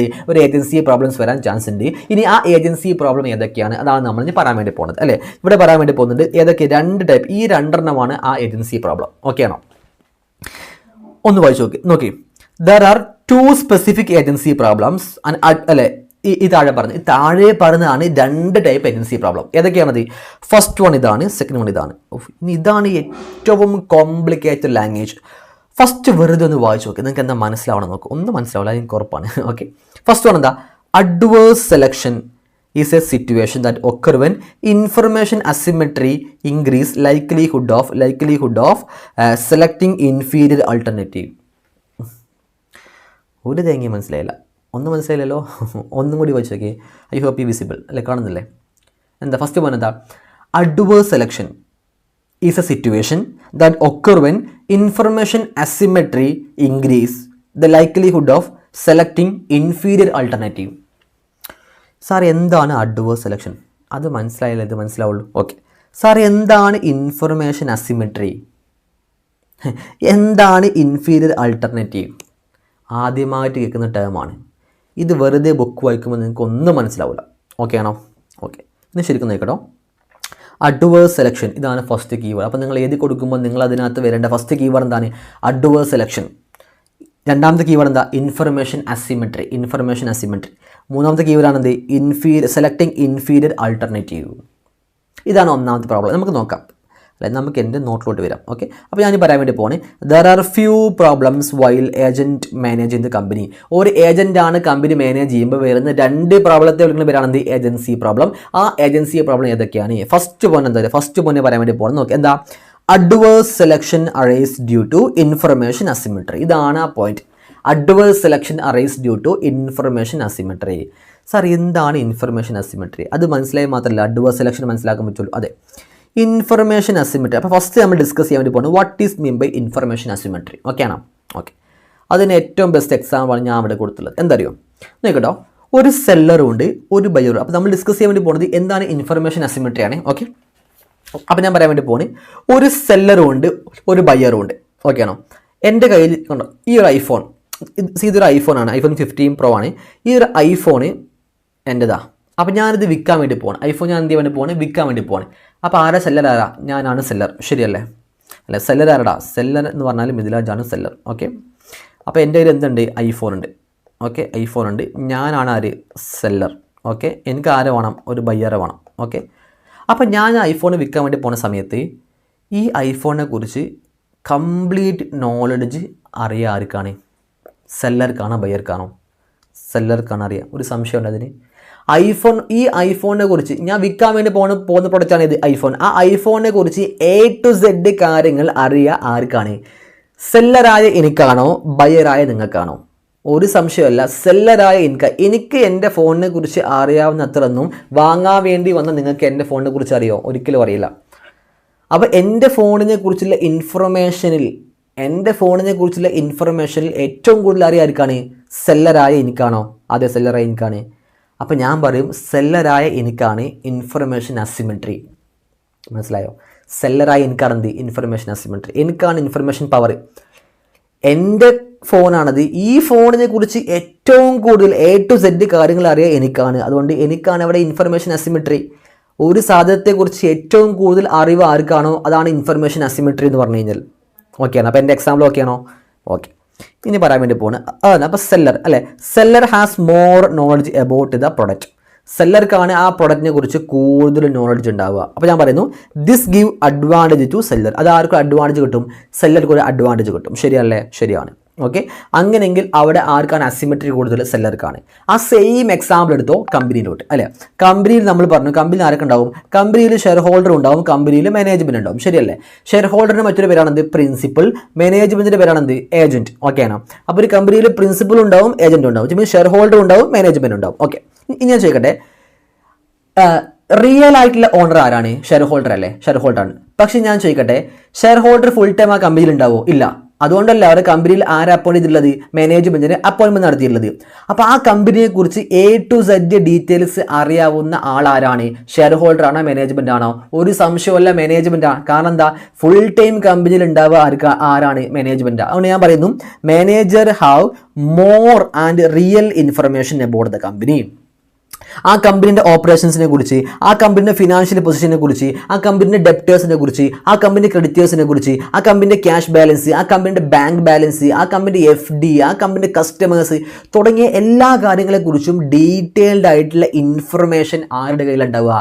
മാനേജ്മെന്റിന്റെ കയ്യിലുണ്ടാവുക. അല്ലാതെ ആരുടെ കയ്യിലല്ല ഉണ്ടാവുക? ഷെയർ ഹോൾഡേഴ്സിന്റെ കയ്യിലല്ല ഉണ്ടാവുക. കാരണം എന്താ? ആ കമ്പനിയിൽ ഒരു എംപ്ലോയി ആണ് ആര്? ഈ പറഞ്ഞ മാനേജ്മെന്റ്. ഫുൾ ടൈം കമ്പനിയിൽ ആക്ട് ചെയ്യുന്നുണ്ട് ആര്? ഈ പറഞ്ഞ മാനേജ്മെന്റ്. അതുകൊണ്ട് ഏറ്റവും കൂടുതൽ ഇൻഫർമേഷൻ ആ കമ്പനിയെ കുറിച്ച് ആർക്കറിയാം? മാനേജ്മെന്റിനാണ് അറിയുക, ഷെയർ ഹോൾഡറിനാണ് അറിയുക. ഒരു സംശയമല്ല, അത് മാനേജ്മെന്റിനാണ് അറിയുക. അപ്പോൾ ഞാൻ നേരത്തെ സെല്ലറും ബയറിന്റെ കേസ് പറഞ്ഞില്ലേ, ഞാൻ ഈ ഐഫോൺ വിൽക്കാൻ വേണ്ടി പോണ സമയത്ത് ഈ ഐഫോണിനെ കുറിച്ച് ഞാനാണ് സെല്ലർ, നിങ്ങളാണ് ബയർ. ഐഫോണിനെ കുറിച്ച് A to Z കാര്യം ആർക്കാണ്? സെല്ലറായി എനിക്കാണ്. അപ്പോൾ ഞാനാണ് എന്ത്? Information asymmetry. അതേ സെയിം സാധനം പ്രിൻസിപ്പലും ഉണ്ട്, ഏജന്റും ഉണ്ട്, അല്ലേ? പ്രിൻസിപ്പലും ഉണ്ട്, മാനേജ്മെന്റും ഉണ്ട്. പ്രിൻസിപ്പൽ ഷെയർ ഹോൾഡർക്കാണോ മാനേജ്മെന്റിനാണോ ഒരു കമ്പനിയുടെ എല്ലാ കാര്യങ്ങളും അറിയാം? ഒരു സംശയമില്ല, മാനേജ്മെന്റിനെ അറിയാം. അങ്ങനെയെങ്കിൽ ആ കമ്പനിയുടെ ഇൻഫർമേഷൻ അസിമെട്രി ആർക്കുള്ളത്? ഒരു സംശയമില്ല, ആർക്കാ? മാനേജ്മെന്റിന്, അല്ലേ? അപ്പൊ ഞാൻ പറയുന്നു ദിസ് ഈസ് ഇൻഫർമേഷൻ അസിമെട്രി, അല്ലെ? ഇവിടെ എന്തുണ്ട്? ഇൻഫർമേഷൻ അസിമെട്രി ഉണ്ട്. ആർക്ക് അസിമെട്രി ഉണ്ട്? ഈ ഇൻഫർമേഷൻ അസിമെട്രി ആർക്കുള്ളത്? ഒരു സംശയമല്ല, ഇൻഫർമേഷൻ അസിമെട്രി ഉള്ളത് ഈ പറയുന്ന മാനേജ്മെന്റിനാണ്. മാനേജ്മെന്റിനാണ് ഏറ്റവും കൂടുതൽ എന്തുള്ളത്? Information asymmetry. ആർക്കാണോ ഒരു കമ്പനിയെ കുറിച്ച് കൂടുതൽ കാര്യങ്ങൾ അറിയാം, അതാണ് ഇൻഫർമേഷൻ അസിമെട്രി. നമ്മുടെ എക്സാമ്പിളിൽ മാനേജ്മെന്റിനാണ് ഏറ്റവും കൂടുതൽ ഇൻഫർമേഷൻ അസിമെട്രി ഉള്ളത്. ഓക്കെ ആണോ? ഓക്കെ. അപ്പോൾ മാനേജ്മെന്റ് ഇനി പ്രാക്ടിക്കലായി നോക്കട്ടോ. മാനേജ്മെന്റിനാണ് ഒരു കമ്പനിയെ കുറിച്ച് ഫുൾ ടൈം കാര്യങ്ങൾ അറിയാം. മാനേജ്മെന്റിനാണ് കമ്പനിയെ കുറിച്ച് എന്തുള്ളത്? ഇൻഫർമേഷൻ അസിമെട്രി ഉള്ളത്. ഇനി ഞാൻ പറയട്ടെ, അപ്പോൾ ഷെയർ ഹോൾഡേഴ്സിന് അറിയാത്ത പല കാര്യങ്ങളും ആർക്കറിയാം? മാനേജ്മെന്റിന് അറിയാം. അപ്പോൾ ആ കമ്പനിയിൽ ഉഡായിപ്പ് അല്ലേ, ആ കമ്പനിയിൽ നെഗറ്റീവ് അല്ലെങ്കിൽ ഉഡായിപ്പ് എന്തെങ്കിലും ചെയ്യണമെന്നുണ്ടെങ്കിൽ ആർക്ക് ചെയ്യാൻ പറ്റും? മാനേജ്മെന്റിന് ചെയ്തുകൂടെ? അല്ല, കാരണം എന്താ? ഇൻഫർമേഷൻ അസിമെട്രി ആരുടെ കയ്യിലാണ്? മാനേജ്മെന്റിൻ്റെ കയ്യിലാണ്. ഈ കമ്പനിയെക്കുറിച്ച് ഷെയർ ഹോൾഡേഴ്സിന് പോലും അറിയാത്ത എല്ലാ കാര്യങ്ങളും ആർക്കറിയാം? മാനേജ്മെൻറ്റായി ഞങ്ങൾക്കാണ് അറിയാം. അപ്പോൾ വേണമെന്നുണ്ടെങ്കിൽ ഷെയർ ഹോൾഡേഴ്സിനെ വെട്ടിച്ച് നമുക്ക് എന്ത് ചെയ്യാം? പല ഉടായ്പകളും കാണിക്കാൻ പറ്റുമോ? കാണിക്കാൻ പറ്റും. അപ്പോൾ ഇൻഫർമേഷൻ അസിമെട്രി മാനേജ്മെൻറ്റിൻ്റെ കയ്യിലുള്ളിടത്തോളം കാലം ദിസ് മേ ലീഡ് ടു, ഇത് എന്തിലോട്ട് നയിക്കും? ഇൻഫർമേഷൻ അസിമെട്രി എന്തിലോട്ട് നയിക്കും? കണ്ടോ, ദിസ് മേ ലീഡ് ടു, അത് എന്തിലോട്ട് നയിക്കും? അഡ്വേഴ്സ് സെലക്ഷനിലോട്ട് നയിക്കും. അത് അഡ്വേഴ്സ്, നെഗറ്റീവായിട്ട് സെലക്ട് ചെയ്യും. എന്ത് നെഗറ്റീവ്? മാനേജ്മെൻറ്റിൻ്റെ കയ്യിൽ ഇൻഫർമേഷൻ അസിമെട്രി ഉണ്ടെങ്കിൽ അത് അഡ്വേഴ്സ് ആയിട്ട് അവർ സെലക്ട് ചെയ്യും. എന്താ അഡ്വേഴ്സ് സെലക്ഷൻ എന്ന്? ഒരു എക്സാമ്പിൾ പറഞ്ഞുതരാം. ഓക്കെ, ഈ കമ്പനി ഒരു കോൺട്രാക്റ്റ് കൊടുക്കാൻ വേണ്ടി പോവാണ്. ആർക്കാണ് കോൺട്രാക്റ്റ് കൊടുക്കുന്നത്? ഈ കമ്പനിക്ക് ഒരു ബിൽഡിംഗ് ഉണ്ടാക്കണം. ഈ കമ്പനിക്ക് എന്തുവാണ്? ഒരു ബിൽഡിംഗ് ഉണ്ടാക്കണം. ഓക്കെ, ഈ കമ്പനി ഒരു ബിൽഡിംഗ് ഉണ്ടാക്കണമെങ്കിൽ ആ കമ്പനി എന്ത് ചെയ്യണം? ഒരു കോൺട്രാക്റ്റ് കൊടുക്കണം. ഓക്കെ, അപ്പോൾ ഈ കോൺട്രാക്റ്റ് ആരാ കൊടുക്കുക? മാനേജ്മെൻറ്റാണ് കൊടുക്കുക. കാരണം ഏറ്റവും കൂടുതൽ ഇൻഫർമേഷൻ ആർക്കറിയാം? മാനേജ്മെൻറ്റിനാണ്. അപ്പോൾ ഇൻഫർമേഷൻ അസിമെട്രി ഉള്ളത് മാനേജ്മെൻറ്റിനാണോ? ഓക്കെ, ഇനി മാനേജ്മെൻറ്റിന് ആ ഇൻഫർമേഷൻ അസിമെട്രി ഉള്ളത് കൊണ്ട് തന്നെ ആ മാനേജ്മെൻറ്റ് ആരെ പറ്റിക്കും? ഷെയർ ഹോൾഡറെ പറ്റിക്കും. എങ്ങനെ പറ്റിക്കുക? മാനേജ്മെൻറ്റ്, ഫോർ എക്സാമ്പിൾ, മാനേജ്മെൻറ്റിൻ്റെ ഒരു റിലേറ്റഡ് പാർട്ടി ഉണ്ട്. മാനേജ്മെൻറ്റിൻ്റെ റിലേറ്റീവ്സ് പുറത്തുണ്ട്. ഈ മാനേജറുടെ റിലേറ്റീവ് ഉണ്ട് പുറത്താണ്, പുള്ളിക്കാരൻ കോൺട്രാക്ടറാണ്. അപ്പോൾ ഈ മാനേജർ എന്താ ചെയ്യാറിയോ? ഈ കോൺട്രാക്റ്റ് വർക്ക് ആരേൽപ്പിക്കും? തന്നെ റിലേറ്റഡ് പാർട്ടി ഏൽപ്പിക്കും, തന്നെ റിലേറ്റീവ്സിനെ ഏൽപ്പിക്കും. നോർമലി 1 കോടി രൂപയുടെ കോൺട്രാക്റ്റ് ആണെന്ന് വിചാരിക്കാം. ഓക്കെ, ശരിക്കും നോക്കട്ടോ, അഡ്വേഴ്സ് സെലക്ഷൻ എന്ന് പറഞ്ഞാൽ എന്താണ്? അല്ലേ, ഒരു കമ്പനിക്ക് ഒരു കോൺട്രാക്റ്റ് കൊടുക്കണം. ഈ കോൺട്രാക്റ്റ് നോർമലി ഒരു കോൺട്രാക്റ്റിൻ്റെ വാല്യൂ എന്ന് പറഞ്ഞാൽ 1 കോടി, അല്ലേ? 1 കോടിക്ക് ചെയ്തു തരാൻ പറ്റുന്ന കോൺട്രാക്റ്റാണ്. ഇനി ഈ കോൺട്രാക്റ്റ് കൊടുക്കുക ആരാണ്? മാനേജ്മെൻറ്റാണ് കോൺട്രാക്റ്റ് കൊടുക്കുക. മാനേജ്മെൻറ്റിനാണ് ഇൻഫർമേഷൻ എന്നുള്ളത് അസിമെട്രി. ഇൻഫർമേഷൻ അസിമെട്രി മാനേജ്മെൻറ്റാണുള്ളത്, അല്ലേ? ഷെയർ ഹോൾഡേഴ്സിന് ഒന്നും അറിയില്ല. അപ്പോൾ മാനേജ്മെൻറ്റ് ഈ ഇൻഫർമേഷൻ അസിമെട്രി തന്നെ, അല്ലേ, എല്ലാ കാര്യങ്ങളും മാനേജ്മെൻറ്റിന് അറിയാവുന്നത് കൊണ്ട് തന്നെ മാനേജ്മെൻറ്റ് എന്ത് ചെയ്യും? തൻ്റെ റിലേറ്റീവ്സിന് അല്ലെ തൻ്റെ പുറത്ത് തന്നെ റിലേറ്റീവ് ഉണ്ട്. ഈ റിലേറ്റീവ് എന്താണ്? കോൺട്രാക്ടറാണ് അല്ലെ, ഇയാളൊരു കോൺട്രാക്ടറാണ്. അപ്പോൾ എന്ത് ചെയ്യും? ഈ ഒരു കോൺട്രാക്ട് നേരെ കൊണ്ട് ആർക്ക് കൊടുക്കും? തന്നെ മിസ്റ്റർ എ എന്ന് പറഞ്ഞ ആർക്ക് അല്ലെ തന്നെ റിലേറ്റീവിന് എന്ത് ചെയ്യും? കോൺട്രാക്ട് കൊടുക്കും അല്ലേ. എത്ര രൂപ കൊടുക്കുക? 1 കോടിൻ്റെ കോൺട്രാക്റ്റ് ആണ്. ബട്ട് തന്നെ റിലേറ്റീവ് പാർട്ടി അല്ലേ, അപ്പോൾ എന്ത് ചെയ്യും? കമ്മീഷൻ അടിച്ചു കൊണ്ട് എന്ത് ചെയ്യും? ഒരു 2 കോടി കൊണ്ടേ കൊടുക്കും. 2 കോടിക്ക്. ഓക്കെ ആണോ? 1 കോടിക്ക് കൊടുത്താൽ മതി. അപ്പോൾ ഷെയർ ഹോൾഡർ ആണെങ്കിൽ എന്താ ചെയ്യുക? പുറത്തൊരാൾക്ക് അല്ലെ നമുക്ക് 1 CR കൊടുക്കാൻ പറ്റും. ബട്ട് ഈ കമ്പനിയുടെ മാനേജറാണ് ഞാൻ. അപ്പോൾ ഞാൻ എന്ത് ചെയ്യും? ഷെയർ ഹോൾഡറെ പറ്റിക്കാൻ വേണ്ടി ഞാൻ എന്ത് ചെയ്യും? ഈ കോൺട്രാക്റ്റ് ഞാൻ എന്ത് ചെയ്യും? എൻ്റെ റിലേറ്റീവ്സിന് കൊടുക്കും. 1 കോടിൻ്റെ വില കൊണ്ടാൽ ഞാൻ എന്ത് ചെയ്യും? 2 കോടി കൊടുക്കും. 50 ലക്ഷം എനിക്ക് കമ്മീഷൻ. ചെയ്തൂടെ? ചെയ്യാം. ആരും ചോദിക്കാൻ വരുമോ? ആരും ചോദിക്കാൻ വരുന്നത് ഈ കമ്പനി ആരാ മാനേജ് ചെയ്യുന്നത്? ഞാനാണ്. എൻ്റെ കമ്പനിയാണോ? അത് എൻ്റെ കമ്പനിയാണ്. ഈ ഫണ്ട് ആരുതാണ്? ഈ ഫണ്ട് മാനേജ്മെൻറ്റിൻ്റെ അല്ലേ? സോറി, ഈ ഫണ്ട് ഷെയർ ഹോൾഡേഴ്സിൻ്റെ അല്ലേ? അതാ പറഞ്ഞത്. ഇൻഫർമേഷൻ അസിമെട്രി മാനേജ്മെൻറ്റിനാണെങ്കിൽ മാനേജ്മെൻറ്റ് അഡ്വേഴ്സ് സെലക്ഷൻ നടത്തും അല്ലേ. കോൺട്രാക്ടറെ സെലക്ട് ചെയ്യുമ്പോൾ അഡ്വേഴ്സ് ആക്കി സെലക്ട് ചെയ്യും അല്ലേ. ഒരു റിയൽ കോൺട്രാക്ടറെ സെലക്ട് ചെയ്യുമ്പോൾ എന്ത് ചെയ്തു? Adverse selection. എന്താ അഡ്വേഴ്സ് സെലക്ഷൻ? നെഗറ്റീവായിട്ട് പറ്റിക്കും കമ്പനി അല്ലേ. തന്നെ റിലേറ്റീവ്സിന് എന്ത് ചെയ്യും? ഈ കോൺട്രാക്ട് കൊണ്ടേ കൊടുക്കും. ഇതാണ് അഡ്വേഴ്സ് സെലക്ഷൻ അല്ലേ. അപ്പോൾ ഇൻഫർമേഷൻ അസിമെട്രി മുഖേന എന്ത് ചെയ്യാം? അഡ്വേഴ്സ് സെലക്ഷൻ നടത്താൻ പറ്റും. ഓക്കെ ആണോ? ഇതാണ് ഒന്നാമത്തെ പ്രശ്നം. ഇതാണ് ഏജൻസി പ്രോബ്ലം അല്ലെ. ഒരു ഷെയർ ഹോൾഡറും മാനേജ്മെൻറ്റും തമ്മിൽ ഒരു മാനേജ്മെൻറ്റിനെ വെക്കുകയാണെങ്കിൽ അവരുടെ പ്രശ്നം ഉണ്ടാവും. ആ പ്രശ്നത്തെ വിളിക്കുന്ന പേരാണ് എന്ത്? Agency problem. ആ ഏജൻസി പ്രോബ്ലത്തിനകത്ത് വരുന്ന ഒന്നാമത്തെ പ്രശ്നമാണ് എന്ത്? ഈ പറയപ്പെടുന്ന അഡ്വേഴ്സ് സെലക്ഷൻ. എന്താ adverse selection? Arise due to information asymmetry. ഇപ്പോൾ മനസ്സിലായല്ലേ? ഇതാണ് correct. This is a right way to study. Okay. ഇനി ഓക്കെ, അപ്പോൾ ഒന്നാമത്തെ പോയിന്റ് നിങ്ങൾക്ക് മനസ്സിലായോ? ഇതാണ് ഒന്നാമത്തെ പോയിന്റ് കേട്ടോ. അഡ്വേഴ്സ് സെലക്ഷൻ മനസ്സിലായല്ലേ? മനസ്സിലായി. ഇൻഫർമേഷൻ അസിമെട്രി മനസ്സിലായി അല്ലേ. Information asymmetry increase likelihood of selecting inferior എന്താ ഇൻഫീരിയർ ആൾട്ടർനേറ്റീവ്സ് എന്ന് പറഞ്ഞാൽ അല്ലേ. ഇവിടെ അഡ്വേഴ്സ് ആയിട്ട് സെലക്ട് ചെയ്യുന്നു, നെഗറ്റീവായിട്ട് സെലക്ട് ചെയ്യുന്നു. എവിടെ നിന്ന്? Inferior alternative. എന്താ ഇൻഫീരിയർ? ഒരുപാട്, ഫോർ എക്സാമ്പിൾ കോൺട്രാക്ടിൻ്റെ കേസിലാണെങ്കിൽ പുറത്ത് ഒരുപാട് കോൺട്രാക്ടേഴ്സ് ഉണ്ടാവും അല്ലേ. അതിനകത്തുനിന്ന് എൻ്റെ റിലേറ്റീവായ കോൺട്രാക്ടർ മാത്രം ഞാൻ എന്ത് ചെയ്യും? സെലക്ട് ചെയ്യുന്നു. അപ്പോൾ പുറത്ത് ഒരുപാട് ഇൻഫീരിയർ മീൻസ് വില കുറഞ്ഞ് അല്ലെങ്കിൽ വില കുറച്ച് ഒരുപാട് കോൺട്രാക്ടർ ഉണ്ടെങ്കിൽ പോലും, വില കുറച്ച് ഈ കോൺട്രാക്ട് വർക്ക് എടുക്കുന്ന ഒരുപാട് കോൺട്രാക്ട് ഉണ്ടെങ്കിൽ പോലും ഞാൻ എന്ത് ചെയ്യും? ഈ കോൺട്രാക്ട് വർക്ക് നേരെ കൊണ്ടേ ആർക്ക് കൊടുക്കുന്നു? ഞാൻ എൻ്റെ റിലേറ്റീവ്സിന് കൊണ്ടേ കൊടുക്കുന്നു. അതാണ് എന്ത് ചെയ്യും? ഈ പറഞ്ഞ സെലക്ടിങ് ഇൻഫീരിയർ ആൾട്ടർനേറ്റീവ്. ഓക്കെ ആണോ? ഓക്കെ. അപ്പോൾ adverse selection is a situation which occur due to information asymmetry. അപ്പോൾ ഒന്നാമത്തെ റിസ്ക് നമ്മൾ മനസ്സിലാക്കി. ഓക്കെ. ഇനി രണ്ടാമത്തെ പ്രശ്നം എന്താ അറിയോ? Moral Hazard. ഇതാണ് മോറൽ ഹസാർഡ്. എന്താ മോറൽ ഹസാർഡ്? ഓക്കെ. അപ്പോൾ ഒരു കമ്പനിയിൽ മാനേജ്മെൻ്റ് ആണ് ഒരു കമ്പനിയെ ഹാൻഡിൽ ചെയ്യണമെങ്കിൽ അവിടെ രണ്ടാമത്തെ ഇഷ്യൂ ആണത്. അവരുടെ ഏജൻസിയെ പ്രോബ്ലം ഉണ്ടാവും അല്ലേ. ഒരു ഷെയർ ഹോൾഡർ മാനേജ്മെൻറ്റിനെ അപ്പോയിൻറ്റ് ചെയ്യുന്നു. ആ മാനേജ്മെൻ്റ് ആണ് ആ കമ്പനി ഹാൻഡിൽ ചെയ്യണമെങ്കിൽ അവിടെ ഒന്നാമത്തെ പ്രോബ്ലം നമ്മൾ പറഞ്ഞു എന്താ? Adverse selection in the information asymmetry. അതാണ് ഒന്നാമത്തെ പ്രശ്നം അല്ലേ. ഇത് രണ്ടാമത്തെ പ്രശ്നമാണെന്ത്? Moral hazard. ഒരു കമ്പനി കംപ്ലീറ്റ് ആയിട്ട് മാനേജ് ചെയ്യുക മാനേജ്മെന്റ് ആണെങ്കിൽ അപ്പോൾ രണ്ടാമത്തെ പ്രശ്നമാണെന്ത്? Moral hazard. എന്താ മോറൽ ഹസാർഡ് എന്ന് പറഞ്ഞാൽ? ഫോർ എക്സാമ്പിൾ കേട്ടോ, moral hazard means what? Risk of being depending upon the moral behaviour of the management. അവിടെ റിസ്ക് എന്ന് പറഞ്ഞാൽ ഒരു മാനേജ്മെന്റിന്റെ മോറൽ ബിഹേവിയറിനെ ഡിപ്പെൻഡ് ചെയ്തിരിക്കും. The risk is being depending upon the moral behaviour of the management. ഒരു example ഞാൻ പറഞ്ഞുതരാം. ഓക്കെ, ഞാൻ ഈ പറഞ്ഞ എക്സാമ്പിളിലേക്ക് കേട്ടോ, നിങ്ങളൊരു കമ്പനിയിലെ എംപ്ലോയി ആണെന്ന് വിചാരിക്കാം. ഓക്കെ, നിങ്ങളൊരു കമ്പനിയിലെ എംപ്ലോയി ആണെന്ന് വിചാരിക്കാം. നോക്കട്ടോ, നിങ്ങളൊരു കമ്പനിയിലെ എംപ്ലോയി ആണ്. ഈ കമ്പനി നിങ്ങൾക്ക് എന്ത് തന്നു അറിയോ? ഒരു കാറ് തന്നു. ഒരു കമ്പനിയിലെ എംപ്ലോയി ആണ് നിങ്ങൾ. ആ കമ്പനി നിങ്ങൾക്ക് ഫ്രീ ആയിട്ടൊരു കാറ് തന്നു. നിങ്ങൾക്ക് സ്വന്തമല്ല, നിങ്ങൾക്ക് യാത്ര ചെയ്യാൻ വേണ്ടിയിട്ട് കമ്പനിൻ്റെ കാറ് നിങ്ങൾക്ക് തന്നു. ഇനി എൻ്റെ ക്വസ്റ്റ്യൻ ഇതാണ്, മോറലി നിങ്ങളുടെ സ്വന്തം വണ്ടി കൊണ്ട് നടക്കുന്നത് പോലെ നിങ്ങൾ ഈ കമ്പനീൻ്റെ വണ്ടി കൊണ്ടെടുക്കുമോ? ഒരിക്കലുമില്ല. കാരണം എന്താ? ഇതെൻ്റെ വണ്ടി അല്ലല്ലോ അല്ലേ. നിങ്ങൾ സ്വന്തം വണ്ടി നിങ്ങൾ എന്ത് ചെയ്യും? നോക്കിയും സൂക്ഷിച്ചും കണ്ട് എന്ത് ചെയ്യും? വണ്ടി ഓടിക്കോളൂ.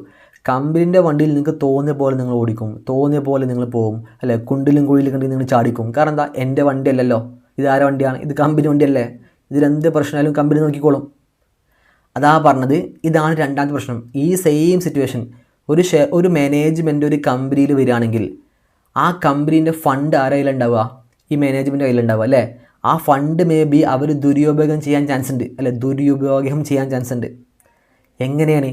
ഇത് എൻ്റെ ഫണ്ടല്ലല്ലോ, ഇത് ആരുടെ ഫണ്ടാണ്? ഇത് ഷെയർ ഹോൾഡേഴ്സിൻ്റെ ഫണ്ടാ അല്ലേ. ഇത് ഞാൻ ഉത്തരവാദിത്വം പറയേണ്ട ആവശ്യമുണ്ടോ? ഇല്ലല്ലോ. അപ്പോൾ അവരെന്ത് ചെയ്യാം? ചിലപ്പോൾ നെഗറ്റീവായിട്ട് പലതും ചെയ്യാൻ ചാൻസ്. അതാണ് മോറൽ ഹസാർഡ് എന്ന് പറഞ്ഞു കഴിഞ്ഞാൽ. ഓക്കെ ആണോ? അതും ഒരു പ്രശ്നം തന്നെയാണ് അല്ലേ. മാനേജ്മെൻറ്റിന് അപ്പോയിൻറ്റ് ചെയ്യുമ്പോൾ അതും തന്നെയാണ്, അതും ഒരു പ്രശ്നം തന്നെയാണ്. അതാണ് മോറൽ ഹസാർഡ്. അപ്പോൾ ഈ രണ്ട് ഇഷ്യൂ ആണ് ഏജൻസി തിയറിക്കകത്ത് ഉണ്ടാവുക. ഓക്കെ ആണോ? നമ്മൾ ഓൾറെഡി പറഞ്ഞു. ഇനി ഞാൻ ചോദിക്കട്ടെ, ഈ രണ്ട് പ്രശ്നങ്ങളോട് പറഞ്ഞാൽ എന്താ? ഫസ്റ്റ് ഇഷ്യൂ എന്താ? Adverse selection arise due to information asymmetry on selecting inferior alternative. Second issue ആണ് എന്ത്? A moral Hazard. ഓക്കെ, ഇനി ഈ രണ്ട് പ്രശ്നങ്ങളും ഇല്ലാതിരിക്കാൻ വേണ്ടി ആ കമ്പനി എന്താ ചെയ്യേണ്ടത്? ആ കമ്പനിയിലെ ഷെയർ ഹോൾഡേഴ്സ് എന്താ ചെയ്യേണ്ടത്? ആ കമ്പനി ഷെയർ ഹോൾഡേഴ്സ് എന്ത് ചെയ്യണം? അതാണ് നമ്മൾ ഇനി പറയാൻ വേണ്ടി പോകുന്നത്. കണ്ടോ, അതാണ് ഇൻസ്റ്റിറ്റ്യൂട്ട് കൊടുത്തത്. അതെ, അതാണ് ഇൻസ്റ്റിറ്റ്യൂട്ട് എന്ത് കൊടുത്തുള്ളത്? ഈ ലൈൻ കൊടുത്തുള്ളത്. കണ്ടോ, ഈ ലൈൻ കൊടുത്തുള്ളതാണ്. അപ്പോൾ നിങ്ങൾ ആലോചിച്ച് ആദ്യം ആ പ്രശ്നമല്ലേ പറയേണ്ടത്? ആ പ്രശ്നം പറഞ്ഞിട്ടല്ലേ നമ്മൾ എന്ത് ചെയ്യണത്? അതിൻ്റെ പരിഹാരം പറയേണ്ടത്. ബട്ട് ഇൻസ്റ്റിറ്റ്യൂട്ട് നേരെ തിരിച്ചു കൊടുത്തു. എന്താ? ആദ്യം അതിൻ്റെ പരിഹാരം പറഞ്ഞു, പിന്നെ താഴെ എന്ത് കൊടുത്തു? അതിൻ്റെ പ്രശ്നം കൊടുത്തു. ഇതൊരു ടെക്സ്റ്റ് ഒരു കുട്ടി വായിക്കുമ്പോൾ, എക്സ്പെർട്ട് അല്ലാത്തൊരു കുട്ടി ടെക്സ്റ്റ് വായിക്കുമ്പോൾ വെറുതെ വായ പൊളിച്ചിരിക്കേണ്ടി വരും. ഓക്കെ ആണോ? ഇനി പറ, ഈ ഒരു പ്രശ്നം, ഈ ഒരു ഏജൻസി തിയറി പ്രോബ്ലം ഇല്ലാതിരിക്കാൻ വേണ്ടിയിട്ട് ആ മാനേജ്മെൻറ്റ് എന്താ ചെയ്യേണ്ടത്? അതാണ് നമ്മൾ ഇനി പറയാൻ വേണ്ടി പോകുന്നത്. കണ്ടോ, the firm need to design. ആ ഫേം എന്താ ചെയ്യേണ്ടത്? ആ കമ്പനി എന്ത് ചെയ്യണം? ഡിസൈൻ ചെയ്യണം. എന്ത്? Work task. ഓരോ എംപ്ലോയീസും എന്തൊക്കെ ടാസ്ക്കാണ് ചെയ്യേണ്ടത്, എന്തൊക്കെ ജോലിയാണ് ചെയ്യേണ്ടത് മുൻകൂട്ടി ഡിസൈൻ ചെയ്ത് വെക്കണം അല്ലേ? അതേപോലെ ഇൻസെൻറ്റീവ് ഡിസൈൻ ചെയ്ത് വെക്കണം. അതേപോലെ എംപ്ലോയ്മെൻറ്റ് കോൺട്രാക്ട്, ആ കമ്പനി ആർക്കൊക്കെ എങ്ങനെയൊക്കെ എപ്പോഴൊക്കെ കോൺട്രാക്ട് കൊടുക്കണം എന്ത് ചെയ്യണം? മുൻകൂട്ടി ഡിസൈൻ ചെയ്ത് വെക്കണം അല്ലേ? ആൻഡ് അതൊരു കൺട്രോൾ മെക്കാനിസം അല്ലേ? ആ കമ്പനിയിൽ മറ്റുള്ള ഏരിയക്ക് എങ്ങനെ കൺട്രോൾ ചെയ്യണം എന്നുള്ളതൊക്കെ മുൻകൂട്ടി എന്ത് ചെയ്യണം? ഡിസൈൻ ചെയ്ത് വെക്കണം. ഇൻ ദ വേ ദാറ്റ്, അങ്ങനെ ഡിസൈൻ ചെയ്ത് വെച്ച് കഴിഞ്ഞാൽ അതെന്ത് മിനിമൈസ്, അത് കുറക്കും. എന്തിന് മിനിമൈസ് ചെയ്യും? Opportunism by agent. ഇതാണ് keyword, is very very very important. ആയിക്കോട്ടോ, ഞാൻ ഫസ്റ്റ് ഒന്ന് ഫുൾ ക്ലീൻ ചെയ്യട്ടെ, ഞാൻ പറഞ്ഞുതരാം. കണ്ടോ, ഇതാണ് അതിൻ്റെ കീവേഡ്. കണ്ടോ, അപ്പോൾ ഞാനെന്താ പറഞ്ഞത്? The firm need to design. ആ ഫേം എന്തൊക്കെ ഡിസൈൻ ചെയ്യണം? വർക്ക് ടാസ്ക് ഡിസൈൻ ചെയ്യണം, മാനേജ്മെൻറ്റിൻ്റെ വർക്ക് ടാസ്ക് ഡിസൈൻ ചെയ്യണം, ഇൻസെൻറ്റീവ് ഡിസൈൻ ചെയ്യണം, എംപ്ലോയ്മെൻറ്റ് കോൺട്രാക്ട് ഡിസൈൻ ചെയ്യണം, അതുപോലെ മറ്റു കൺട്രോൾ മെക്കാനിസം ഡിസൈൻ ചെയ്യണം. അത് എന്തിനു വേണ്ടിയിട്ടാണ്? ഇൻ ഓർഡർ ടു മിനിമൈസ്, എന്ത് കുറക്കാൻ വേണ്ടിയിട്ടാണ്? കണ്ടോ, ഓപ്പർച്യൂണിറ്റിസം ബൈ ഏജൻറ്റ്. ആ കമ്പനിയിലെ ഏജന്റുമാർ, ആ കമ്പനിയിലെ ഏജന്റ് അല്ലേ, നമ്മുടെ ഷെയർ ഹോൾഡേഴ്സിനെ പറ്റിക്കോലോ അല്ലേ? ഓപ്പർച്യൂണിറ്റിസം മീൻസ് വാട്ട്? ഈ കമ്പനിയിലെ ഏജന്റുമാർ ഓപ്പർച്യൂണിറ്റി, അവസരം മുതലാക്കിയിട്ട് ആരെ പറ്റിക്കും? ഷെയർ ഹോൾഡേഴ്സിനെ പറ്റിക്കൂലേ? ആ ഓപ്പർച്യൂണിറ്റിസം ഒഴിവാക്കാൻ വേണ്ടിയിട്ട്, ബൈ മിനിമൈസിങ്, കുറക്കാൻ വേണ്ടിയിട്ട്. എന്ത് കുറക്കാൻ വേണ്ടി? ഓപ്പർച്യൂണിറ്റിസം. എന്താ ഓപ്പർച്യൂണിറ്റിസം പറഞ്ഞാൽ? ഏജന്റുമാർ ഈ ഷെയർ ഹോൾഡേഴ്സിനെ പറ്റിക്കും അല്ലെ? ആ പറ്റിക്കുന്ന അവസരം മുതലാക്കുക, അതാണ് ഓപ്പർച്യൂണിറ്റിസം. ഓപ്പർച്യൂണിറ്റി മീൻസ് അവസരം, ഓപ്പർച്യൂണിറ്റിസം പറഞ്ഞാൽ അവസരം മുതലാക്കും. ആര്? By the agent. ആ ഏജന്റുമാർ അവസരം മുതലാക്കുന്ന ഒരു പ്രശ്നം കുറക്കാൻ വേണ്ടിയിട്ട് ആ കമ്പനി എന്താ ചെയ്യേണ്ടത്? The firm need to design. എന്തൊക്കെ ഡിസൈൻ ചെയ്യണം? First one, work task design ചെയ്യണം, ഇൻസെൻറ്റീവ് ഡിസൈൻ ചെയ്യണം, എംപ്ലോയ്മെന്റ് കോൺട്രാക്ട് മുൻകൂർ ഡിസൈൻ ചെയ്യണം, മറ്റ് എന്തൊക്കെ കൺട്രോൾ സബ്ജക്റ്റീവ് ഉണ്ട് അതൊക്കെ എന്ത് ചെയ്യണം? ഡിസൈൻ ചെയ്യണം. ഓക്കെ ആണോ? And this line is very very very important. Okay, ഇനി ഒരു കാഷ്വൽ ലൈൻ പറയുന്നുണ്ട്, നിങ്ങൾ വെറുതെ വായിച്ചാൽ മതി. According to agency theory, employee of the business including manager ആവട്ടെ as individual has his or her own objective. ഒരു കമ്പനി ഒരുപാട് എംപ്ലോയീസ് ഉണ്ടാവുമല്ലോ, ആ എംപ്ലോയീസിന് അവർക്ക് അവരുടേതായ എന്തുണ്ടാവും? ഒരുപാട് ഒബ്ജക്റ്റീവ്സ് ഉണ്ടാവും. ഒരു കമ്പനിയിൽ എംപ്ലോയീസ് ഉണ്ടാവും, ഡിപ്പാർട്ട്മെൻറ്റ് ഉണ്ടാവും. ആ എംപ്ലോയീസിന് അവർക്ക് അവരുടേതായ എന്തുണ്ടാവും? ഒബ്ജക്റ്റീവ്സ് ഉണ്ടാവും. ഒരു കമ്പനിക്ക്, ഡിപ്പാർട്ട്മെൻറ്റിന് ആ ഡിപ്പാർട്ട്മെൻറ്റിന് എന്തുണ്ടാവും? ഒരു ഒബ്ജക്റ്റീവ്സ് ഉണ്ടാവും അല്ലേ?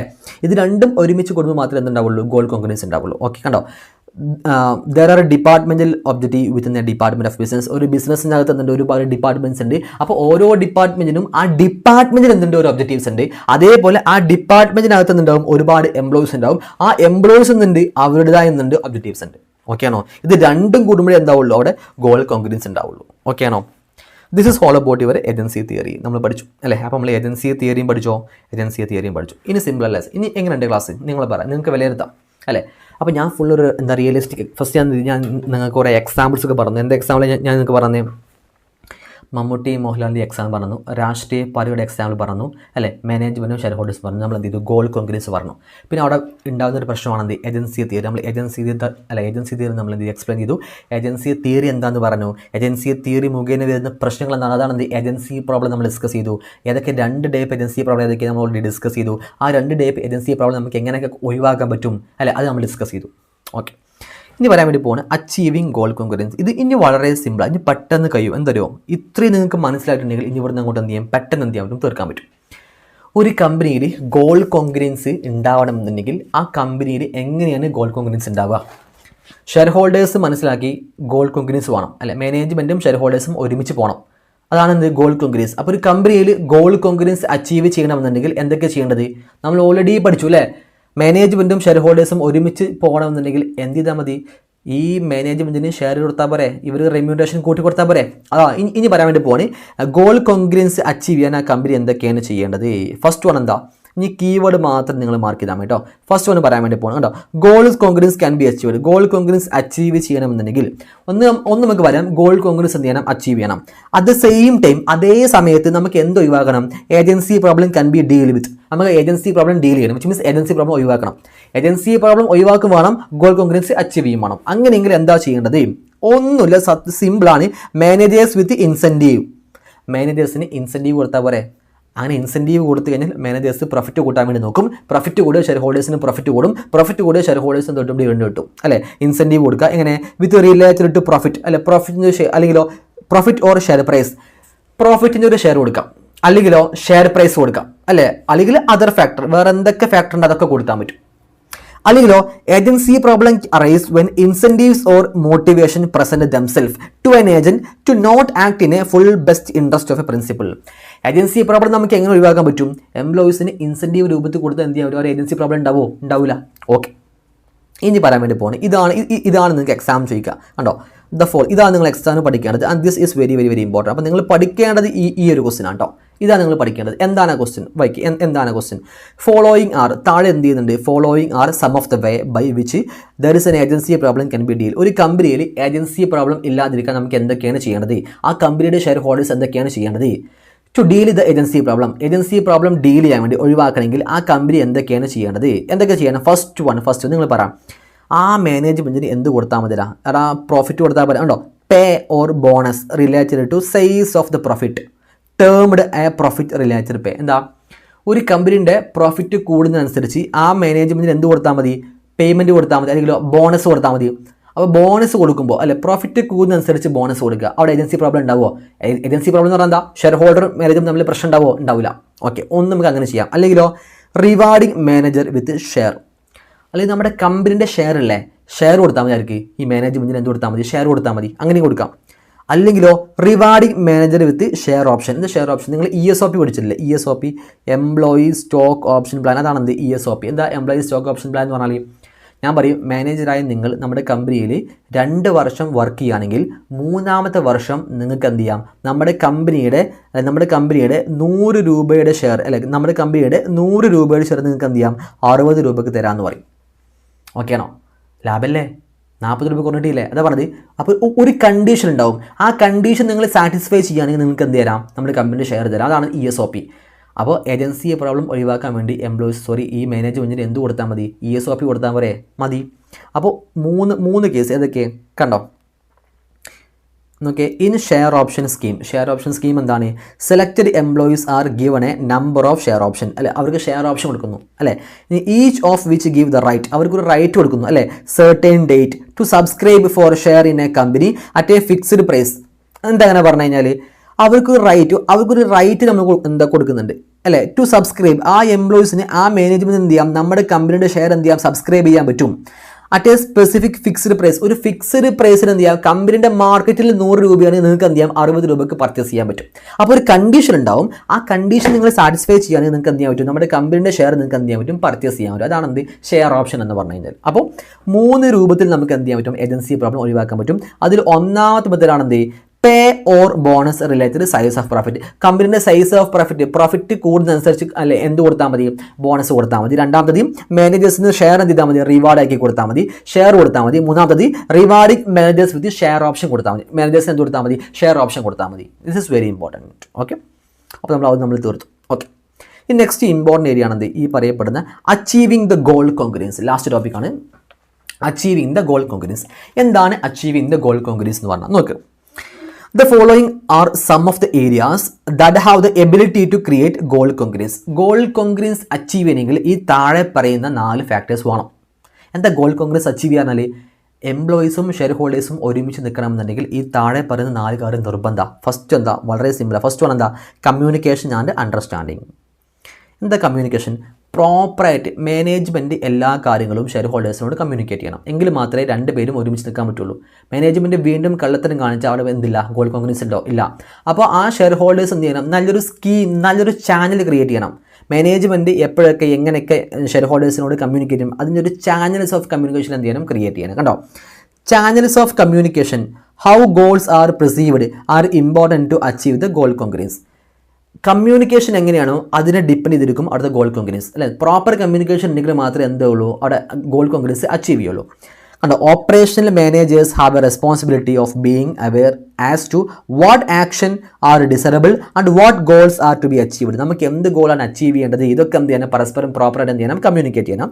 So it should be understood that നമുക്ക് എന്താ മനസ്സിലായത്, communication of different goals can occur through informal channel which involve meeting and face to face interaction. എങ്ങനെയൊക്കെ കമ്മ്യൂണിക്കേറ്റ് ചെയ്യാൻ പറ്റും, ഈ ഷെയർ ഹോൾഡേഴ്സിനും മാനേജ്മെന്റിനും എങ്ങനെ കമ്മ്യൂണിക്കേറ്റ് ചെയ്യാൻ പറ്റും, മീറ്റിംഗ് വിളിച്ച് കമ്മ്യൂണിക്കേറ്റ് ചെയ്യാം, അല്ലെങ്കിലോ ഫേസ് ടു ഫേസ് നേരിട്ട് കമ്മ്യൂണിക്കേറ്റ് ചെയ്യാം അല്ലെ, അല്ലെങ്കിലോ through formal channel including budget or other financial ഡോക്യുമെന്റിലൂടെ കമ്മ്യൂണിക്കേറ്റ് ചെയ്യാം. അപ്പോൾ മീറ്റിംഗിൽ കമ്മ്യൂണിക്കേറ്റ് ചെയ്യാം, അല്ലെങ്കിലോ ഈ പറയപ്പെടുന്ന ഇൻട്രാക്ഷൻ ഫേസ് ടു ഫേസ് ഇൻട്രാക്ഷനിൽ കമ്മ്യൂണിക്കേറ്റ് ചെയ്യാം. എങ്ങനെ വേണമെങ്കിലും എന്ത് ചെയ്യാം, എന്ന് കമ്മ്യൂണിക്കേറ്റ് ചെയ്യാം. ഓക്കെ ആണോ?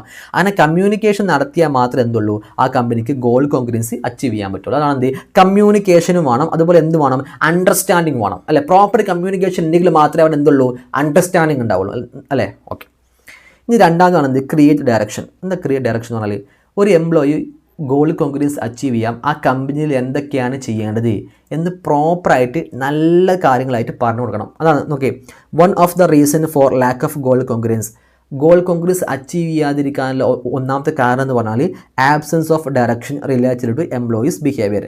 എംപ്ലോയീസ് എന്തൊക്കെയാണ് അവിടെ പെർഫോം ചെയ്യേണ്ടത്, എംപ്ലോയീസിൻ്റെ ബിഹേവിയർ എന്തൊക്കെയാണ് ചെയ്യേണ്ടത് എന്നതിനൊരു പ്രോപ്പർ മെത്തേഡ് ഇല്ലാത്തത് കൊണ്ടാണ് പലപ്പോഴും പല കമ്പനികളും എന്തില്ലാത്തത്, ഗോൾ കോൺഗ്രൻസ് അച്ചീവ് ചെയ്യാത്തത്. ഇനി പറയുകയാണ് performance management and goal facilitate efficient communication about what managers want their subordinate to focusing on അല്ലേ.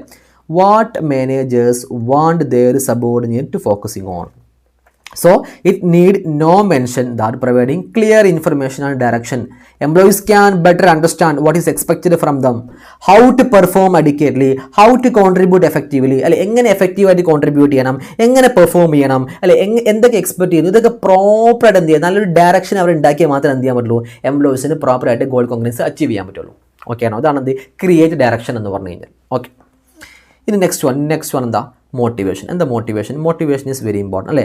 The problem of motivation can exist. എപ്പോഴാണ് മോട്ടിവേഷൻ ആവശ്യം ഉണ്ടാവുക, through employees have knowledge about how to perform adequately അല്ലേ. നോക്കി, the problem of motivation can exist even though employees have knowledge about how to perform adequately because employees can act in their own self-interest instead of organization best interest.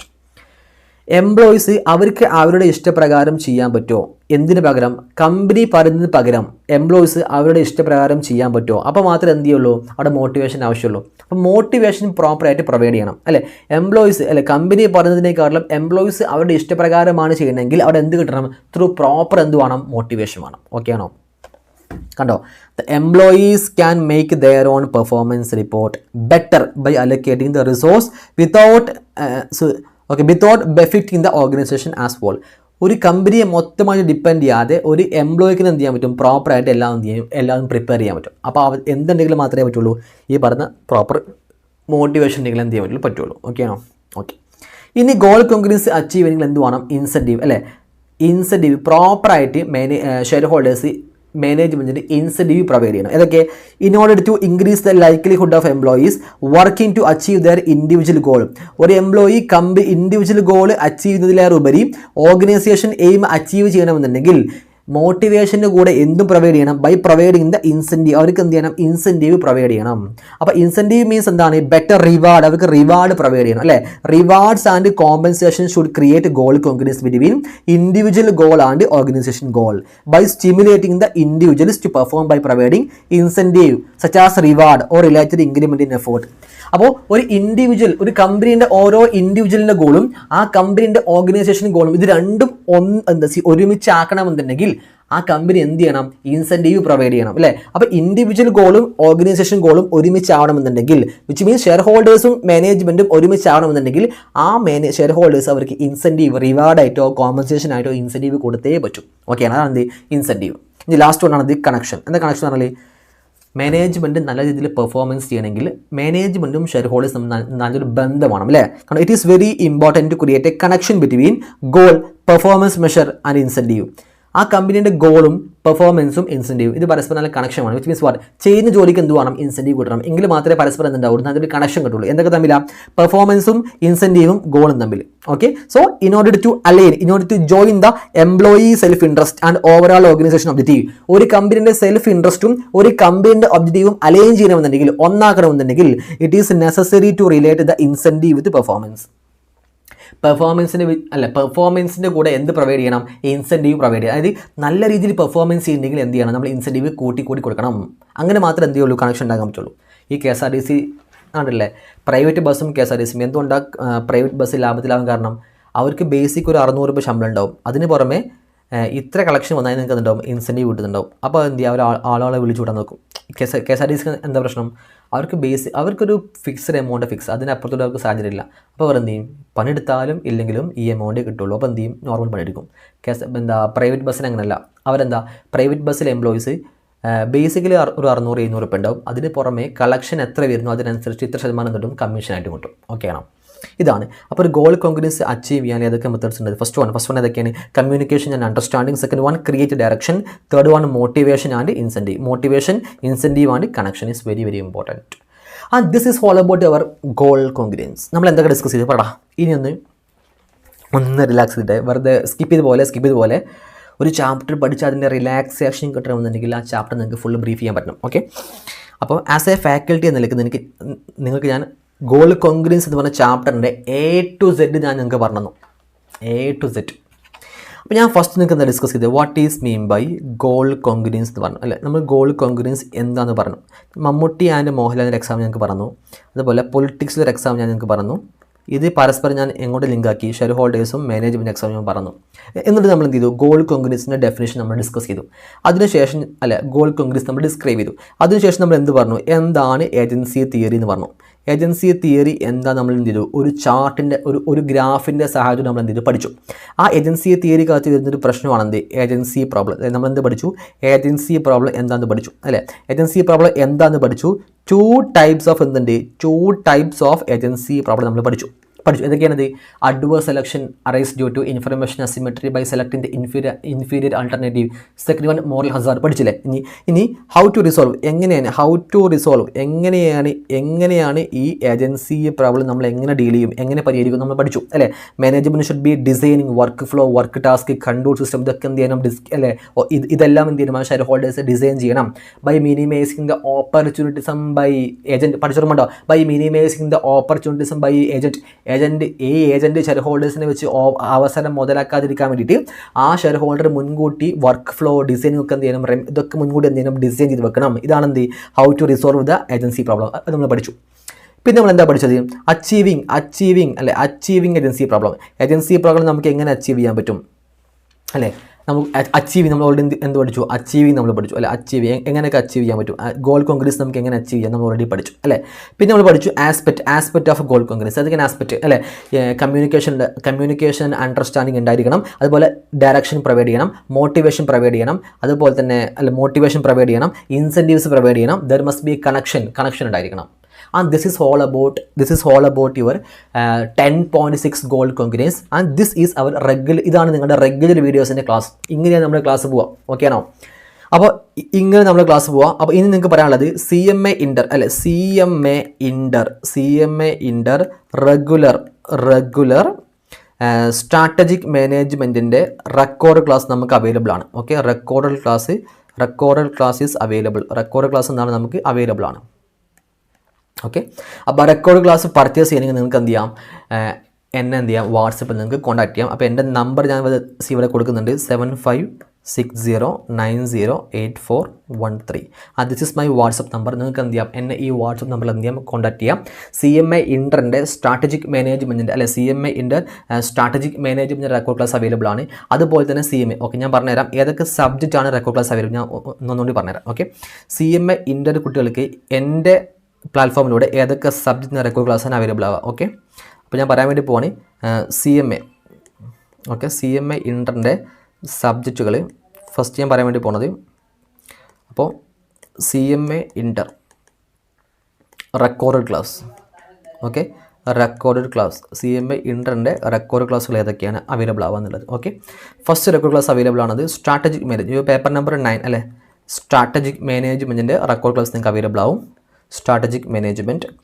Second നിങ്ങൾക്ക് available ആവുന്നത് auditing and assurance അല്ലെ, നിങ്ങൾക്ക് ഓഡിറ്റിങ്ങിൻ്റെ record class available ആണ്. Third one BDA, business data, നിങ്ങളുടെ FM-ൻ്റെ combo ചെയ്യുന്ന പേപ്പറാണ് BDA. നിങ്ങൾക്ക് 20 മാർക്സിന് മാത്രമേ എന്തുള്ളൂ BDA ഉണ്ടാവുള്ളൂ, അപ്പോൾ കുറച്ച് മാത്രമേ വീഡിയോസ് ഉണ്ടാവുള്ളൂ. ഓക്കെ, ഓഡിറ്റിംഗ് നിങ്ങൾക്ക് 50 മാർക്സിന് ആണ് എന്ത് വരുന്നത്, ഓഡിറ്റിങ്ങിൻ്റെ ക്ലാസ് വരുന്നത്.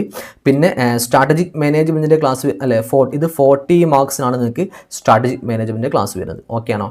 അപ്പോൾ ഈ പറയപ്പെടുന്ന സബ്ജക്റ്റിൻ്റെ റെക്കോർഡ് സെക്ഷനാണ് എൻ്റെ പ്ലാറ്റ്ഫോമിലൂടെ CMA ഇൻ്റർ ഗ്രൂപ്പ് 2 അല്ലെ സെക്കൻഡ് ഗ്രൂപ്പ് എന്ന കുട്ടികൾക്ക് നിങ്ങൾക്ക് അവൈലബിൾ ആണ്. ഓക്കെ, സോ ക്ലാസ് ഇഷ്ടപ്പെടുന്ന നിങ്ങൾക്ക് ലൈക്ക് ചെയ്യുക, ഇത് ചാനൽ ഒന്ന് സബ്സ്ക്രൈബ് ചെയ്യുക, നിങ്ങളുടെ ഫ്രണ്ട്സിന് എന്ത് ചെയ്യുക, ഇതൊന്ന് ഷെയർ ചെയ്ത് കൊടുക്കുക. എല്ലാ CMA ഇൻ്റർ സ്റ്റുഡൻസിനും എന്ത് ചെയ്യുക, ഒന്ന് ഷെയർ ചെയ്ത് കൊടുക്കുക. I M already completely 10,000 and above students already നമ്മുടെ പ്ലാറ്റ്ഫോമിലൂടെ സ്റ്റുഡൻസ് ഓൾറെഡി എൻ്റെ പ്ലാറ്റ്ഫോമിലൂടെ ഓൾറെഡി പഠിച്ചിറങ്ങിയിട്ടുണ്ട് ഇൻ CA ഫീൽഡിനകത്തോട്ട്. സോ നിങ്ങൾ എന്ത് ചെയ്യുക, ഈ വീഡിയോ മാക്സിമം എന്ത് ചെയ്യാം ഷെയർ ചെയ്യുക. I hope you understand, I hope you enjoy the video. ഞാൻ പറയുന്ന എക്സാമ്പിളൊക്കെ പരസ്പരം കണക്ട് ചെയ്തിട്ട് മനസ്സിലാക്കി പഠിച്ചാൽ the theory paper will be very simple. അത് നിങ്ങൾക്ക് വളരെയധികം എന്തായിരിക്കും, സിമ്പിളായിട്ട് മാറും. Okay, thank you so much.